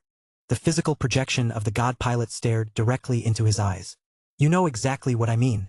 I did not misspeak. The priority of this mission is high. The sooner you can satisfy my demands, the better. I want you to go all out. Do not let the rules or customs of red humanity get in the way of what is necessary. You are already a Tier 2 galactic citizen. If there are parties who still object to your methods, then inform my office. Do not limit yourself to ordinary methods. I already have my own subordinates for that. What I am seeking from you is a solution that is so unthinkable that it is able to catch everyone off guard. Her words contained numerous hints. VS continued to narrow his eyes in suspicion. Your words suggest that whatever scheme you have in mind is faced with opposition. Strong opposition. This is why you can't trust the transhumanist faction and other measures to fulfill your orders. Is that right? They may not be sincere about doing what they are told. They can also encounter hindrances from other factions and groups. Now that I think about it, turning to me is rather clever on your part. No one expects a mech designer like me to embark on a reconnaissance mission. No one will know. Divine Lucy Miyazaki grinned. She looked approvingly towards VS. It is good that you have managed to make these deductions. It will spare me from the effort of spelling it out to you. I cannot currently share any details about my plan to you, but it is true that I am faced with strong opposition. Their misgivings are understandable, but I will not let their caution hinder my goals. As long as you do not act in an overt fashion, I am confident that you will bring me good news next time. Remember my words. I do not care what you will do to determine the location of the Hive Princess. In fact, it is best if you do not tell the full details to anyone, including myself. Got it. You only want results. You don't care about the process. I can work with that, I guess. How precise do you want the location data to be? Do I need to give you the exact coordinates of the Hive Princess in real time? The god pilot shook her head. That is not necessary. Giving me the sun system where the Hive Princess is currently residing is enough. The more granular the data, the better. It would be better if you can also report the specific globe that the Hive Princess is residing at. Ensure that the location data is still up to date. If the location data is several days or a week out of date, then the insect leader may have already relocated. This was a rather tricky demand. Finding the right star system was already a big help, but determining anything more specific than that would imperil any scout sent so deep into bug space. VS knew right away that he could not possibly rely on mundane solutions such as sending a stealth vessel into enemy territory. Not only would this be equivalent to trying to find a needle in a haystack, other rivals who were opposed to the evolution which would learn that she had roped VS into her ambitious scheme. This was why she explicitly told him to think outside of the box. He needed to figure out a different way to scout occupied star systems without relying on the usual means. VS already came up with a few wild ideas on how he could make this happen under all of the extra conditions. However, why should he put so much effort into a mission that did not directly relate to his mech design work? The highly perceptive god pilot understood his thoughts. She immediately addressed his misgivings. Your status has changed, VS. You are a Tier 2 galactic citizen. I tried to prevent you from promoting too soon, but your actions have forced this matter. This elevation comes with greater privileges, but also greater responsibilities. Duty is important. Besides, you became a Tier 2 galactic citizen by virtue of leading your own army of phase lords. The consequence of that is that you must become more involved in frontline operations as opposed to rear-line support duties. She was right. As the Polemarchos of the Phase Lord Department, he and his alter ego possessed a great deal of military power. Even if he had delegated most of those boring duties to his subordinates, he still possessed direct command over 30 ascended giants. It would be wasteful for them to remain idle and fight without a greater purpose. Every asset could achieve much more gains so long as they fought according to a well-defined strategy. Okay, I'll do it. You do not need to persuade me any further. I don't know how I will be able to get this done, but I will think of something. I need to learn more about the mutated Vorabugs and gather more resources before I can work on a possible solution. As long as you can make sure that others won't interfere with my actions, then I am confident that I will be able to pull it off somehow. You do not have to be concerned about that. The Destroyer of Worlds also has an interest in you. She has already made it known that she expects the Rebarthan Pact to act with sincerity towards you. You can call upon their assistance if necessary, but be careful to never divulge any information about your true mission. VS grimaced. I can only say that I will try my best. No promises. I am a high-profile individual in the Red Ocean. Both humans and aliens are paying a lot of attention to me. I am operating aboard an RA starship that is under constant monitoring. It is really hard to keep secrets these days. The intelligence officers that I am sending to you will partially address your complaints. Trust in their work. I am aware that it will take serious effort on your part to complete your mission, but I can make it worth it. As long as you return with a good result in time, then I am happy to bestow you with a major favor. VS perked up when he heard that. He knew what a minor favor constituted, but he had yet to obtain a major favor. What can I expect? Updated first on lightnovelworld.org. The evolution which smiled at him. At our level of galactic citizenship, it is common for us to trade favors with each other. The mission that I have assigned to you is worthy of a major favor from me. Once you have received it, you can call it in at any time in order to issue a major request that I can fulfill within my own power. You can even combine it with other favors in order to demand larger concessions. Think carefully, as a major favor of any god pilot is a precious commodity. That sounded rather vague. VS had a difficult time estimating how much he could get away with a major favor. Can you give me a more concrete example? Sure. You can demand my assistance in doubling or tripling your army of ascended giants. Depending on the numbers, you can even ask me to provide all of the phase water necessary to pave the way for their initial growth. Think about it. Your voice will become much louder if you have an army of 1,000 ascended giants at your beck and call. That was definitely a big improvement. This single example already gave VS a much better idea on the worth of a major favor. Alternatively, if you wish to increase your personal power, you can request my personal assistance in helping you evolve into a greater phase lord. If you undergo this process under my supervision, I can guarantee your health, erase any complications and enhance every phase water organ so that they can deliver superior performance. VS was not too interested in this offer, but he felt his Jutland organ straining harder. The Dark Apostle would definitely be interested in strengthening himself. He was the first human lesser phase lord. It would be best if he was able to become the first human greater phase lord as well. If another ascended giant managed to become a greater phase lord sooner than the Dark Apostle, then the former had a good chance of winning a leadership challenge. I see. Thank you for clarifying this matter. I have a much better idea on what to expect. I will be sure to complete the mission in order to secure a major favor. The god pilot grinned in satisfaction. I wish you good luck. Even though you do not need it as you tend to make your own luck. Do note that the major favor is bestowed by myself. You cannot approach others to redeem it. That is not how it works. Furthermore, I advise you to work fast. If another party has completed this mission faster than you, then you can forget about earning a major favor. Damn. VS frowned when he thought about the competition. He was not about to let this enormous reward slip past his fingers. I will make this my highest priority so long as I am operating on this front. VS promised to the transhumanist leader. Still, what if there is no Hive Princess? I mean, their existence has not been proven with absolute certainty. Hive Princesses exist. The Devourer Queen exists. The God Pilot sneered. You can be assured of that. Biology is my domain. Ascertaining their existence is not difficult for me. Locating them is much more challenging.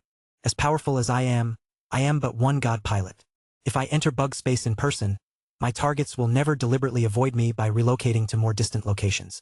I require a more discreet agent, such as yourself, to locate a Hive Princess without alarming anyone. Chapter 7258. Thinking outside the box. VS became filled with conflicted feelings as he ended the confidential call. He did not expect the evolution witch to rob him of his freedom and assign him a task that he could not realistically refuse. He managed to gather a lot of clues from this conversation. Whether she intended to or not, the God Pilot had been quite candid about her own situation. She took the time to explain her demands and spent precious minutes explaining a bit of the context on why she placed her hopes on his shoulders. Even Tier 1 galactic citizens can't do everything themselves. The evolution witch was a God Pilot, a living human machine capable of great feats of destruction. Her attainments in biotechnology combined with her incredibly versatile God biomech allowed her to manipulate and leverage the power of life in ways that others could not replicate. She was not called a witch because she was benevolent. Divine Lucy Miyazaki had earned her fame by pushing boundaries and breaking taboos. While she managed to succeed where countless other mech pilots had failed, becoming a God Pilot did not necessarily mean she had become omnipotent. She was fighting in a different arena than she was comfortable with. Personal power did not necessarily mean she could make others fulfill her demands. From what VS gathered from her explanations, she cooked up an ambitious but dangerous plan involving the mutated Vorabugs. His imagination already produced several outrageous scenarios that might take place once the evolution witch got her hands on a Hive Princess. VS had no interest in delving in too deep in these possibilities. He knew that he was not qualified to interfere with such high-level schemes. It was best if he focused on his own duties. Still, even without deducing the evolution witch's intentions, VS could easily guess that her plan must have spooked a lot of other Tier 1 galactic citizens. This was the only explanation why she faced so much opposition even from within the Red Association. The problem became so bad that she was not even able to trust her own subordinates to do their jobs. VS knew that if he performed this mission, then he would be making a clear signal that he sided with the evolution witch. This was a problem because it also meant that he was siding against her detractors, whoever they may be. There could be any number of God Pilots and star designers who vehemently objected to her plans. That made it dangerous to take the evolution witch's side on this matter. VS did not want to burn all of the goodwill that he accrued with other major players. The most prudent choice would be to pretend to fulfill the mission but secretly slack off until he eventually ran out the clock. Somehow, he did not think that was a good idea. With Vector Loban watching over his shoulders, there was no way that VS could keep up this deception. Besides, the consequences of deceiving and disappointing a God Pilot was serious. The evolution witch would never be able to trust him again. He could no longer count on her backing and may even face obstacles in the future due to her displeasure. In the end, VS felt it was better to please his current benefactor rather than satisfy the morality of a bunch of strangers. He also knew that the evolution witch was probably the God Pilot who tolerated him the most. Their ideologies were very similar, and they both possessed the willingness to disregard rules in order to achieve their goals. The evolution witch was not his enemy. While VS found it difficult to call her a friend, he could at least trust her willingness to help him based on mutual understanding and benefits. A time would come where he no longer needed to rely on her protection to maintain a solid foothold in the Red Ocean. Even then, it would still be useful to have a powerful ally on his side. The value of a major favor was great. Though the evolution witch did not go in depth in this regard, she was a God Pilot who could always be expected to be sincere in her transactions. The value of a Hive Princess to her was big enough for her to promise him access to her strength or influence. Many people dreamed of owning a favor of a God Pilot, but their desires only existed in their fantasies. VS had a chance to turn this precious resource into reality. Although the difficulty of his mission was great, the reward compelled him to do his best. This is going to be difficult. He grimaced when he thought about all of the restrictions. He was very aware that he needed to act behind everyone's backs. He needed to operate in a clandestine fashion while he was surrounded by people who had no clue about his secret mission. He could not blatantly tell his subordinates to figure out the location of the Goliath Princess or other Hive Princesses. It was also out of the question for him to send his stealth vessels into bug space. He could not employ any overt means of scouting for fear of revealing to the evolution witch's opponents that he was operating on her behalf. If he needed to rely on external assistance, then he had to obfuscate the real reasons for requesting help and pretend to be doing other stuff. Ugh! He was not cut out for this spy stuff. His workload was already heavy. He not only had to collaborate with Gloriana to design the Promethea Mark III and the Lionheart Mark III, but he also had to spend time on developing his polymetal mech and mergewater mech. On top of that, he needed to get started on designing a bunch of proper first-class mechs for the Larkinson clan. The good news is that I don't have to do all of this work alone. He had much more help at his disposal than before. Gloriana had already told him that the EdNet graduates had begun to settle into the current period and were ready to tackle greater responsibilities. She had already taken the initiative to assign a number of projects to them. Their assistance provided a substantial boost to the effort to update the Larkinson Army's mech roster and bring all of the machines up to the standards of the hyper-generation. However, VS felt that this was a waste of their newfound capabilities. They had all become qualified first-class mech designers, so their time was better spent on designing genuine first-class mechs. I don't have enough time. What annoyed him was that the Dark Apostle insisted on occupying a part of his schedule. VS pretty much gave up sleeping, hoping that he could enjoy sufficient rest when the Dark Apostle came online and took over. How could he possibly spare enough time to fulfill the Evolution Witch's demands? I need to be efficient with my time. I have to come up with a good solution. A good solution had to involve automation or effort that did not require his personal time and energy. For example, he could design a bunch of stealthy surveillance bots and spread them into bug space. This was unlikely to work, though. The bots all needed to be ferried to different occupied star systems without getting intercepted along the way. A more direct solution was to ask a diviner of the Red Collective or Ilvain to use their mysterious powers to predict where the Goliath Princess could be found at a certain point in time. However, VS knew that it would not be easy to pinpoint the location of this Hive Princess by relying on this method. The mutated Vorabugs were definitely aware of the power of chi cultivation and had already implemented many adaptations that made them resistant against such methods. This prevented entities such as Ilvain from spying on the Devourer Queen and other important Vorabugs. They had developed numerous safeguards in order to prevent god pilots such as the Evolution Witch from swooping in and decapitating their entire race. The entire reason why the Evolution Witch entrusted the responsibility of locating a Hive Princess to VS was because she could not rely on the most common means of tracking down an important enemy. VS needed to think way more outside the box than usual. Every word spoken by the Evolution Witch was consequential. She was not the sort of person who wasted her time and words. She placed a considerable emphasis on resorting to every possible means no matter how taboo it may be. She was hinting to him that he needed to go way beyond his comfort zone. The Evolution Witch made it clear that she did not care about the process. She only cared about results. His eyes narrowed in contemplation. What did she think he must do? Did she expect him to contact the Cosmopolitans and secretly cooperate with the group that would be happy to claim his head in exchange for receiving a reward from the Red Cabal? Was he supposed to contact several groups of native aliens that were suffering badly from the Vorabug invasion and negotiate an unholy alliance? Or did he have to capture a Goliath and somehow domesticate this monstrous creature into a pet of the Phase Lord Department? That last idea sounds interesting. Once VS let go of his psychological constraints, he found that he was able to come up with many outrageous ideas.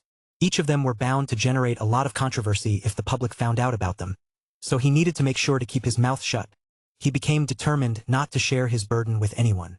He could not risk any leaks, so he did not intend to inform Gloriana, Kedis, Alexa, or any other member of his inner circle. Perhaps he might think about disclosing his secret mission to Calabast, but it would be useless if she did not have a means to help him fulfill his goal. Updated first on lightnovelworld.org. As VS considered all of the ideas that came up, he felt that capturing a Goliath and using it to trace back the coordinates of the Goliath Princess may be the most efficient way to complete his mission. Every Vorabug possessed a connection to a superior entity, whether it was an unidentified commander bug or a Hive Princess. VS bet that every Goliath possessed a direct intangible link to the Goliath Princess. This way, the latter could directly monitor the performance of every Goliath strain and ascertain their strengths and weaknesses. The Goliath Princess would then be able to apply what she learned on the next batch of Goliaths to ensure they put up better fights than before. The lower of the barriers of transmission, the faster this cycle progressed. The Goliath Hive clearly wanted to make quick progress, and the Goliath Princess could make that happen so long as she was in direct control. Although VS did not have proof that this was the case, he was willing to bet on this assumption. His eyes lit up. Perhaps completing this mission was not as difficult and time-consuming as he feared. How the hell can we capture a Goliath alive? Lord Richard Brownstone had already mentioned numerous different attempts to capture a Goliath. All of them ended in failure. As soon as a Goliath recognized that he was at risk of falling into adversary hands, a hidden kill switch would activate which would cause the powerful organic being to break down and leave very little useful traces behind. This told VS that the Goliath hive took the possibility of capture seriously. If VS wanted to succeed where many others had failed, then he needed to employ a method that others had not tried before. Surprisingly enough, it did not take much time for him to come up with an idea. What if I can corrupt a Goliath? Chapter 7259. The Spread of Gloom. Another skirmish took place in orbit of Philaster Crestia 3. They called it a skirmish because the mutated Vorabugs did not bother to make a pretense of conquering the fortified star system. Even so, the swarms that flooded the planet from a single broad direction exerted a lot of pressure on the defenders. Orbital platforms fired both energy blasts and kinetic projectiles. Many of the weapon systems currently in use had been modified to inflict short to medium-range area damage. Laser beams that excelled at long-range accuracy had no value in the Vorabug war. The enemy units were simply too numerous to place any value on sniping. The vast majority of Vorabugs were also cannon fodder, so taking them out one by one was the stupidest and most inefficient way to deal with this threat. As such, the Rebarthans rapidly learned that it was better to sacrifice range for area damage. While that gave the Vorabugs a lot more freedom to get close, as long as they came into the effective range of human weapon systems, they would get flooded by cone-shaped energy blasts and lots of shotgun pellets and flechettes. Most of the factories that were still in operation on the surface of the planet were frantically trying to produce as much physical ammunition as possible. The specifications for these rounds were no longer as important as before. Unlike the native aliens that utilized proper armor systems and powerful transphasic energy shields, the Vorabugs mainly relied on throwing endless tides of cheap cannon fodder at their adversaries. When that was the case, bug killing became a logistical concern rather than an operational concern. A high-quality round may be able to wipe out twice or thrice as many Vorabugs at a time, but its cost and logistical pressure may be 100, 1,000 or even 1,000,000 times as great. The Rebarthan Pact would probably bankrupt itself before it could defeat the mutated Vorabugs if they kept squandering so much expensive ammunition. Therefore, an odd phenomenon started to spread. First-class mech designers purposefully downgraded the weapons or ammunition systems of their mechs. Existing weapons were either replaced or tuned down so that they became economical again. As long as a cheaper solution could do the job, there was no reason to keep the more expensive solution around. This was what stood out the most in the initial exchanges between the attackers and the defenders. Bugs in space continued to get scorched or blasted into pieces as the defensive platforms did their jobs with remarkable efficiency. It was rather inspiring that the Rebarthans had managed to make these adaptations so quickly. They clearly faced less opposition from an over-bloated bureaucracy. The foremost contender to the throne deserves credit for this. Lord Richard Brownstone mentioned to VS as they both watched the unfolding battle. The Inferno Spear Prince has not yet become our sovereign, but as war continues to consume our territories, many of our citizens yearn for his protection. He is the most ardent fighter among the descendants of the current Star Emperor, and he is good at inspiring fellow Rebarthans to take up arms. He may not be as strong as the Spacelock and the Destroyer of Worlds, but his birth and ancestry gives him the legitimacy he needs to convince many citizens that only he can lead us to safety. You sound as if you don't agree. VS voiced his suspicion.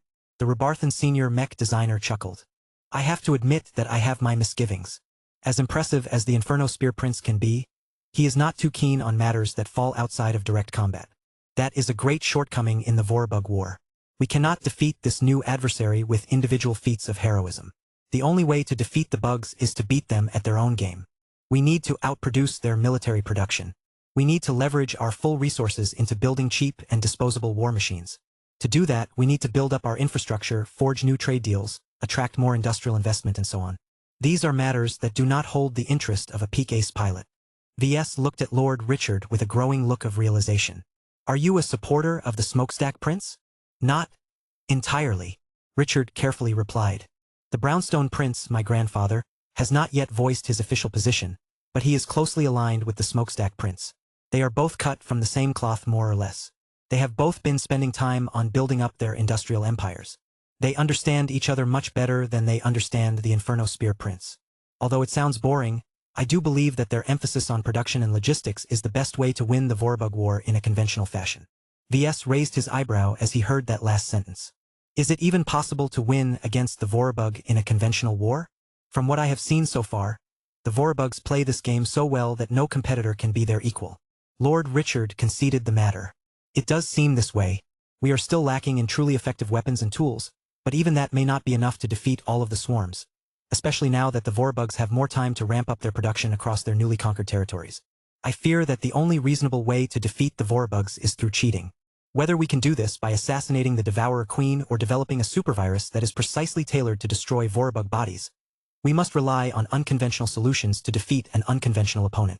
That sounded awfully similar to V's own secret determination to fulfill his mission. This reminded him of why he was here to observe the unfolding battle. VS peeked into the display and tried to identify the Goliaths that were accompanying the subsequent waves of attackers. It appeared that the Goliath hive was not in a hurry to push them into the spotlight yet. It still needed to complete the opening act. Do you believe that the Inferno Spear Prince can help the Rebarthan Pact develop an unconventional solution that works? Yes, the Rebarthan Scion responded. Not directly, of course. The Inferno Spear Prince is a saint, not a scientist. It is the people around him and under him that has earned him a measure of my trust. He is a prince that attracts many different talents.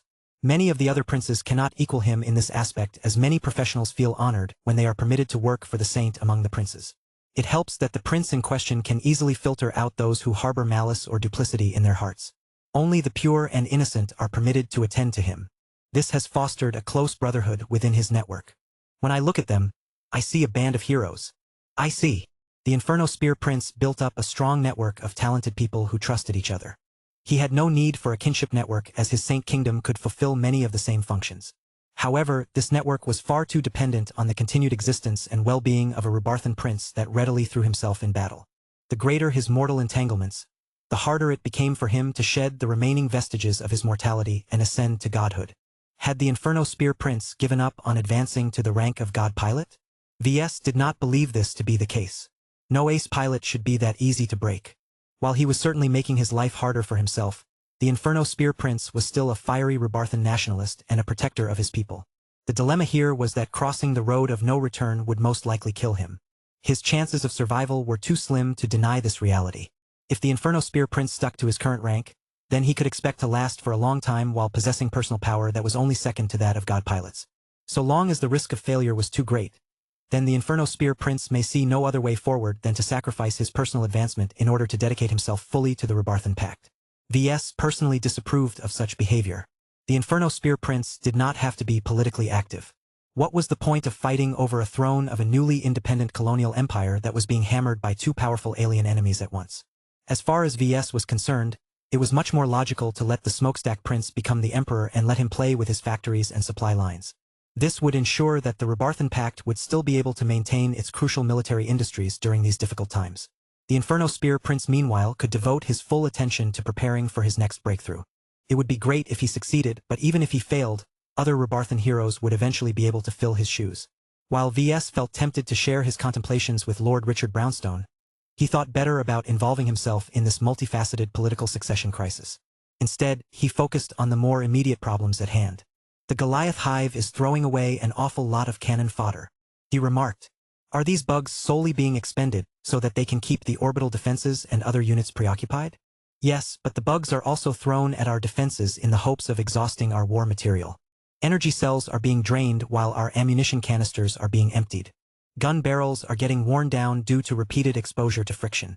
Energy weapon emitters are melting from overheating. The rate of malfunctions continues to grow as the battle drags on.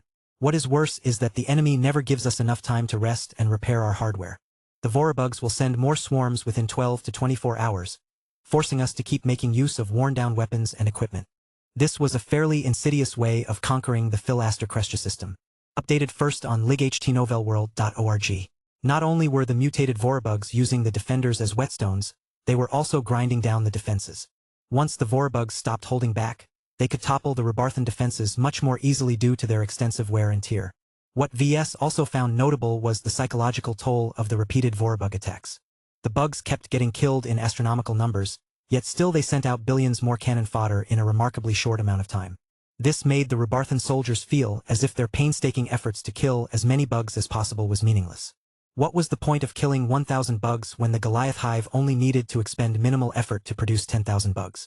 Holding the line did not work against the mutated Vorabugs. Their expansion rate was too high to make a defensive strategy work in the long term. All Red humanity was doing was delaying the inevitable. VS could easily perceive the gloom among the Rebarthan soldiers. The longer they had been posted on this front, the more morose they became.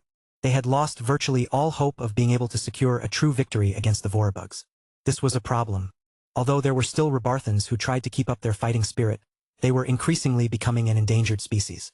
Perhaps that was why VS was here. He needed to figure out a solution that could shake them from their malaise and make them feel hope again. The Goliaths are on the move, Lord Richard said.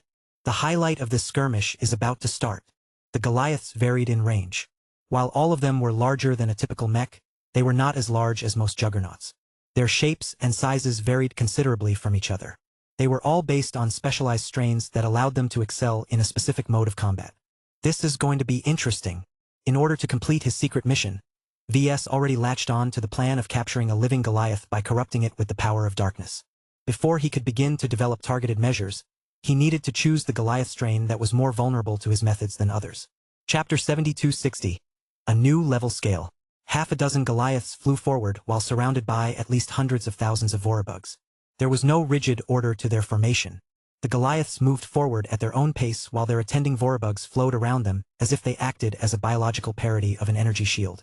The Goliaths made a profound impression on the humans. Each of them appeared monstrous in very different fashions. The Hive Princess who crafted them and shaped them into specialized organic fighting machines most definitely possessed a sense of savage artistry. Their advance meant that the skirmish had entered its most dangerous stage. All units went into high alert. More reserves were being readied while ships such as the Tarask had begun to arm their weapons in case they needed to open fire due to an unexpected development.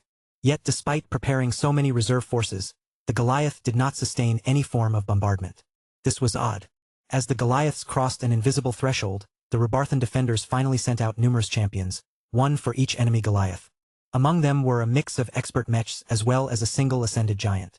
They all separated from each other and approached the Goliaths that they had been designated to fight against. What was notable was that they received no backup and no reinforcements. The orbital defenses and other defensive units deliberately diverted their fire from the Goliaths. It seems eerie, VS voiced. He had moved to the command center of the Tarask by this time.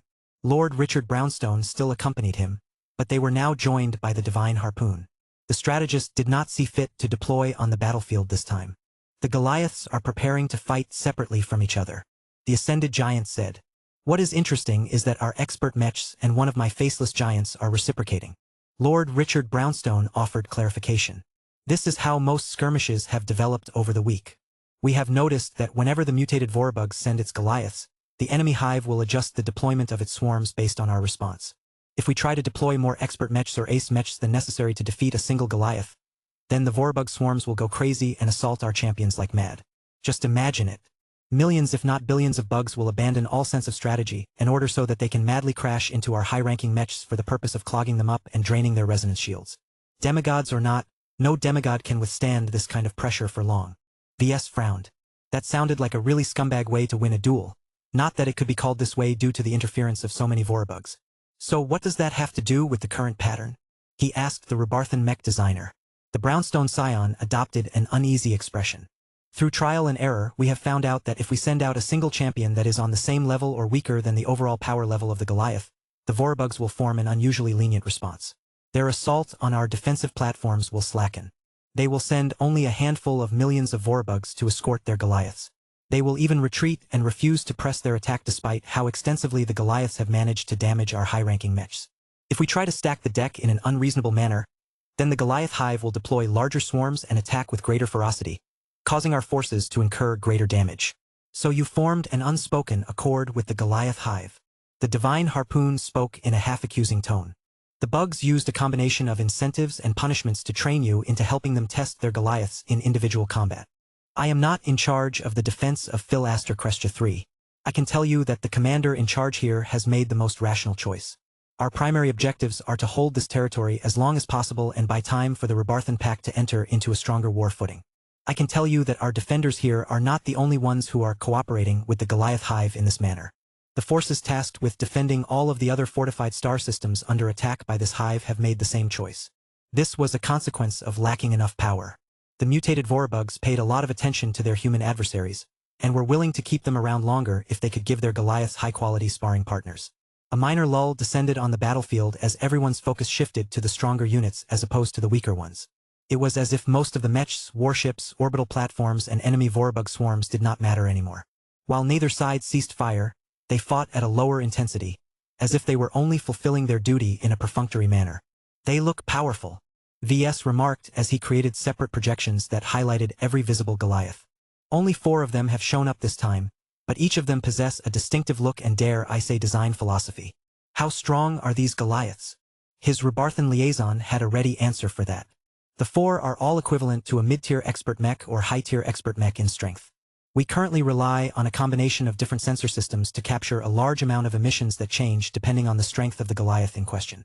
So far, we have done the math and formed a simple 10-point scale to quickly categorize the threat level of every Vorbug monstrosity. Lord Richard created another projection that showed a line divided into many pieces. According to our unnamed scale, a level 0 Goliath has not been seen, but presumably exists. Level 1, 2 and 3 are reserved for Goliaths that have yet to match the strength of a low-tier expert mech. While the mutated Vorbugs have never deployed level 3 or lower Goliaths in any of our star systems, we believe that many juvenile and growing Goliaths at least have to pass through this stage before reaching maturity. The scale may also be applied to exceptionally powerful non-Goliath Vorbug subspecies, but that is still in discussion. The Rebarthan pointed to the next 3 blocks. Level 4, 5 and 6 correspond to Goliaths that are roughly equivalent to a low-tier, mid-tier and high-tier expert mech. The division is rather rough, as the Goliath base their strength on different principles that defy easy comparisons. Nonetheless, we have done our best to tweak our models in order to give our soldiers a reliable means of gauging the strength of an enemy Goliath. A high-tier expert mech can defeat a level 5 Goliath with relative ease. A mid-tier expert mech has a low chance of defeating a level 6 Goliath. It is only when our expert mechs are much better matched against their Goliath counterparts that they receive an appropriate challenge. Not equal, but better. A high-tier expert mech should be able to defeat most level 6 Goliaths while incurring light to moderate damage. That sounded strange to VS.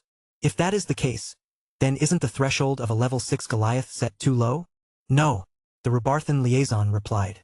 We tend to deploy our expert mechs as solitary units because their capacity to generate collateral damage is high. Our expert pilots are too honorable to commit friendly fire. They will not be able to fight without restraint if too numerous people are in the way. The Vorbugs do not share these concerns. The Goliaths readily crush and kill the Vorbugs that are ostensibly on their side. Friendly fire is simply not a word that exists in their alien dictionary. This means that the Goliaths can always count on the assistance of cannon fodder bugs, making them significantly harder to defeat. A level 6 Goliath paired with millions of Vorbugs can still give a high-tier expert mech a run for its money. That caused the newcomers to fall into thought. So what are the levels of the enemy Goliaths? The enemy hive has dispatched 4 Goliaths. 2 of them are level 5 and 1 of them happens to be level 6. What is rare is that the mutated Vorbugs have also dispatched a rare and expensive level 7 Goliath. Level 7 to 9 correspond to the strength of a junior ace mech, a senior ace mech and a peak ace mech respectively. The Goliath hive has yet to produce and deploy a level 8 or level 9 Goliath as of yet, but it is only a matter of time before the enemy hive princess is able to produce monstrosities that can give our stronger champions a serious challenge. It was not easy for the mutated Vorbugs to develop a Goliath that was powerful enough to fight against an ace mech or a lesser phase lord. Such organisms had to rely on exceptional biological endowments in order to stand a chance. However, VS did not underestimate the power of biotechnology. The existence of calamity beasts had proven that it was still possible for purely organic or biotechnological life forms to challenge or even defeat a human ace mech. This uncomplicated level scale is quite convenient, he said. I think it may even see widespread adoption, especially when it can be applied to a large variety of enemies. It is more convenient than constantly equating the strength of certain enemies to high-ranking pilots at various stages of development. Does the scale extend to level 10? Read first on .org. Yes. Lord Richard slowly nodded. We have reserved this for Goliaths or any other Vorbug that has accumulated enough power to pose a serious threat against a god mech, especially when attended by an astronomical amount of Vorbugs. Currently, we speculate that the Devourer Queen is the only existing Vorbug that has reached level 10. That was a reasonable deduction. It was already outrageous enough that the mutated Vorbugs could mass-produce level 4 to 6 Goliaths.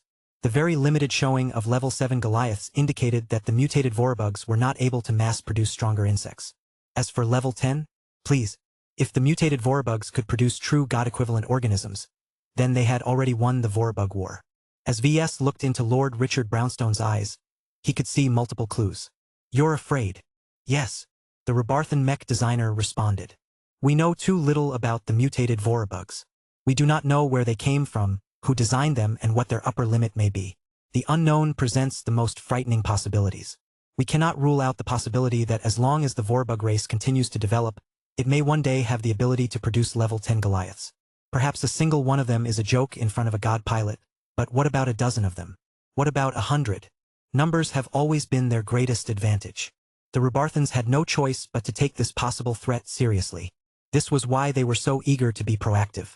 They hated the passive approach because that would give the mutated Vorabugs all of the time they needed to further their development. This was also why they felt so helpless in the Philaster Crestia system. The Goliath Hive had practically house-trained the defending forces into following its rules. VS knew for a fact that the local garrison not only held more expert pilots in reserve, but also enjoyed the protection of an ace pilot. Yet none of them had made an appearance so far. The Rubarthans were afraid of provoking an overreaction from the opposing bugs. Although VS understood their plight, he did not think it was appropriate for them to maintain this stance for a longer period of time. The defenders had already lost most of their fighting spirit. Chapter 7261. The Extreme Strain. VS felt the need to shake up the Rubarthan defenders. The Goliath Hive was too heinous. Not only did it break the fighting spirit of the Rubarthan soldiers, it also turned them into unwilling accomplices to an organic weapon development program. There was no way anything good would come out of letting the Goliath Hive dictate the rules. The defenders continually got worn down while the Goliath strains entered into a high-speed iterative development period. The expert pilots and ace pilots of the Rubarthan Pact earned very little glory by defeating the Goliaths. This was due to how easy it was for the mutated Vorabugs to grow another Goliath, especially if they were level 6 or lower in strength. Every high-ranking mech pilot possessed a story. Their legend started when they first piloted a mech in a professional capacity and continually became more remarkable as they made more achievements. Expert pilots, ace pilots and god pilots were the protagonists of the human race during the Age of Mechs. Even when Red humanity transitioned into the Age of Dawn, this reality had not yet changed. Many people looked up to these honorable and noble heroes. The rise of a high-ranking mech pilot was a cause for celebration. The demise of any of them was a tragedy that deserved to be mourned. A similar dynamic applied to the phase leaders of the native alien races. Aside from phase whales, every phase lord was an exemplary member of an alien race. Only the most outstanding, privileged, successful and determined aliens gained the opportunity to transform into a phase lord, and only the strongest among them were able to survive the process. Each phase whale and phase lord assumed the identity of a god, if only a minor one at the start. As soon as they transcended their mortality, they had joined the true leadership class of the alien societies of the Red Ocean. Mortals did not possess the qualification to question their gods. They were only expected to worship and obey. As such, the champions of both sides respected and acknowledged each other as honorable and worthy foes. They had many reasons to hate and despise each other, but they never questioned each other's worth. They were existences that transcended normality. They were all heroes or gods. Even as they killed each other, they respected their opponents because they all built up their own unique legacies. The same could not be said for the Goliaths. They were very clearly mass-produced champion units that did not earn their strength, but received their endowments from birth. They did not have to work hard or risk their lives to get ahead. They were incredibly young and did not develop any unique capabilities that they could call their own. Combined with the fact that all Goliath strains possessed shortcomings that made them weaker than their counterparts, there was no way to earn glory from killing these giant bugs. The Goliaths may have been gifted with sapience, but their independent thinking only extended as far as utilizing their natural gifts in battle. They did not possess any names as far Red humanity knew and did not possess any personality worth noting.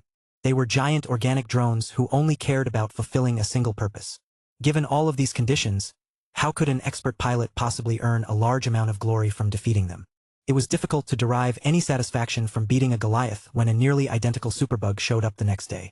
The novelty of defeating a Goliath has worn off the first few times. Lord Richard Brownstone explained. Our expert pilots were initially eager to prove their skills and accrue more experience, but after repeated attacks, they are beginning to despise these challenges. Each victory rings hollow as the Goliath is nothing special. What is worse is that the mutated Vorabugs are learning from us. The enemy is actively adapting their Goliath strains to make them harder to defeat with known methods. No expert pilot wants to get countered like that. Their willingness to deploy onto the battlefield and meet the challenges has collapsed. VS could sense that from the projections of the battlefield. The expert mechs flew at a moderate pace and did not radiate any form of impatience. The only exception was the sole ascended giant that had entered the field. The faceless giant had emerged with a loadout that conformed to a modest scale of 1.5x. This did not sound like much, but a phase lord was still a phase lord. As VS analyzed the faceless giant's gear, he noted that it was not too exceptional. The transphasic hyper raiment and spear were all standard issue and were optimized for mass production. Perhaps the only remarkable aspect about the spear was that the tip was comprised of mid-grade superdimensional alloy. Now that the Phase Lord department had fallen into his hands, the Red Collective no longer maintained their blockade on superdimensional matter. Although the current treatment afforded to the faceless giant was minimal, The addition of a small amount of superdimensional alloy resulted in a massive increase in lethality and penetration power. This was the basic loadout of a combatant of the faceless giant phalanx. The ascended giant in question also chose to add optional modules to his loadout. For example, he opted to mount large-capacity shoulder-mounted missile launchers on his raiment. These were not the slim missile launchers that possessed very limited capacity and strict payload limits. The ascended giant was larger and could accommodate bigger modules. Even so, the human phase lord chose to enter the battlefield with a lot of firepower at the beginning. Curious. Aside from that, the ascended giant that had received the privilege of being the first to fight against a Goliath also carried a large flamethrower in his arms. The large flamethrower added another major burden to the faceless giant as he had to carry a sizable propellant tank mounted on his lower back. Who is he, Harpoon? VS asked. The divine arsonist. The strategist of the faceless giant phalanx replied. Formerly known as Tongshin O'Reilly, he has a penchant for fire and loves to wield a flamethrower with a large propellant tank. I proposed his name when the local commander asked us whether we wanted to test the mettle of one of our ascended giants against a level 7 Goliath. He is not particularly strong or exceptional, but he is particularly suited to fight against the Vorabugs. Why him and not yourself? The divine Harpoon smiled. I have no desire to earn this glory, as meager as it may be. My harpoons are reserved for more formidable enemies. Besides, I am not as good at clearing swarms as the divine arsonist. He at least has a solution against the cannon fodder that surrounds the largest Goliath. The divine arsonist appeared brash and confident. His flamethrower was already armed and ready to spread powerful propellant. While the Goliath on the opposite side was considerably larger and more intimidating, the faceless giant was determined to claim its life. VS directed his attention to the Goliath in question. Your man is up for a serious challenge, Lord Richard Brownstone said. The Ekstrom strain is known to be large and fairly well protected. It is a formidable brawler that can use its large horn for charge attacks and claws for primitive grappling moves. One of its most notable features is that it possesses a thick exoskeleton that comes in multiple layers which it can replenish by devouring Vorabugs. This slows down the Ekstrom Goliath, but allows it to endure a great amount of damage. It is not completely helpless against distant enemies either. It possesses a strange back-mounted organic missile launcher that can quickly replenish its ammunition by devouring other Vorabugs. The organic missiles are not that strong, but they are dangerous enough to wear down mechs and other assets. The Ekstrom Goliaths don't appear to excel at dueling. VS analyzed the powerful bug. Even if he has grown to level 7, this guy shouldn't have the speed and agility to keep up with real duelists. His missile launchers are good against ordinary targets, but they are probably not that good at taking out other champions. Perhaps the only noteworthy aspect about this strain is its endurance. It can keep up its defenses and continually fire missiles so long as there is enough cannon fodder within its reach. This is a strange hybrid between a melee unit and a fire support unit. VS did not feel as if this was a particularly good design. The Ekstrom strain was equipped to fulfill two different jobs, but because it tried to do both at the same time, it was not able to do either of them particularly well. What was the Goliath princess thinking? Maybe she wanted a Goliath that wouldn't remain useless if he was unable to get close to its target. Although VS despised the Ekstrom strain as a design, he did not dare to look down on a level 7 Goliath. This was an organism that the Goliath hive had painstakingly grown to such a formidable extent. Its strength had surpassed certain organic limitations and reached a form of biological transcendence that VS would soon be able to witness for himself. As much as VS looked forward to the duel between the Divine Arsonist and the Ekstrom Goliath, he also had to pay attention to the other Goliaths. He hadn't forgotten about his secret mission. Ever since he determined that corrupting a Goliath Vorabug was the best way to capture it alive, he had begun to think which strain was the most suitable choice. The Ekstrom strain did not seem like a good choice. It looked like a feisty and combative Goliath that was large, strong and difficult to restrain. Read first on .org. Its large body and harder exoskeleton also meant that it took a lot more darkness energy to corrupt this big bug. Perhaps the only advantage of choosing this strain over the others was that it was relatively slow and unable to run away before the process could be completed. VS wondered whether it was better to corrupt a weaker or a more powerful Goliath. A level 4 Goliath would probably succumb quickly. Yet the lack of value of such a weak insect may make it difficult if not impossible to trace the coordinates of its hive princess. A level 7 Goliath, on the other hand, must definitely maintain a stronger connection to the Goliath princess. Such a big beast represented a bigger investment. Its higher life level also meant that its spirituality was a lot stronger. This likely translated into a stronger connection with its progenitor. However, corrupting such a powerful creature would not be easy. VS needed to prepare a powerful device that could overcome the Goliath's powerful resistance against spiritual attacks. Prolonged physical contact would be necessary, but the challenges were great as it would be difficult to immobilize a Goliath without killing it entirely. Choosing the right Goliath to corrupt was therefore vital. VS believed that he only had one shot at this. Once he tried and failed to corrupt a Goliath, the Hive Princess would definitely take notice. The Goliath Hive could quickly adjust the Goliath strains to become a lot more resistant towards this form of subversion. Even if that was not possible, the Goliath Princess could always implement a failsafe that would cause the targeted Goliaths to perish and disintegrate before the corruption process was complete. VS narrowed his eyes. There were many possible ways he could botch an attempt, so he needed to do everything right the first time. He was already cooking up a design for his corrupting tool in his head. As soon as the material shipments arrived, he was ready to develop a weapon that should lend more credence to the Dark Apostle's name. I can't wait. Even if VS did not get to wield this weapon in person, the Dark Apostle would definitely like this toy. This was enough to satisfy the kid inside VS. If you want access to fast updates or the full novel in high-quality audio, contact me now and buy. I offer over 300 complete audiobooks from Pocket FM, Webnovel, Audible, and more. No locked episodes, no subscriptions, just one-time payment via PayPal or Ko-fi. Message me directly on Telegram or WhatsApp, or check out the full list of available novels on Discord. Start listening to your next favorite audiobook today.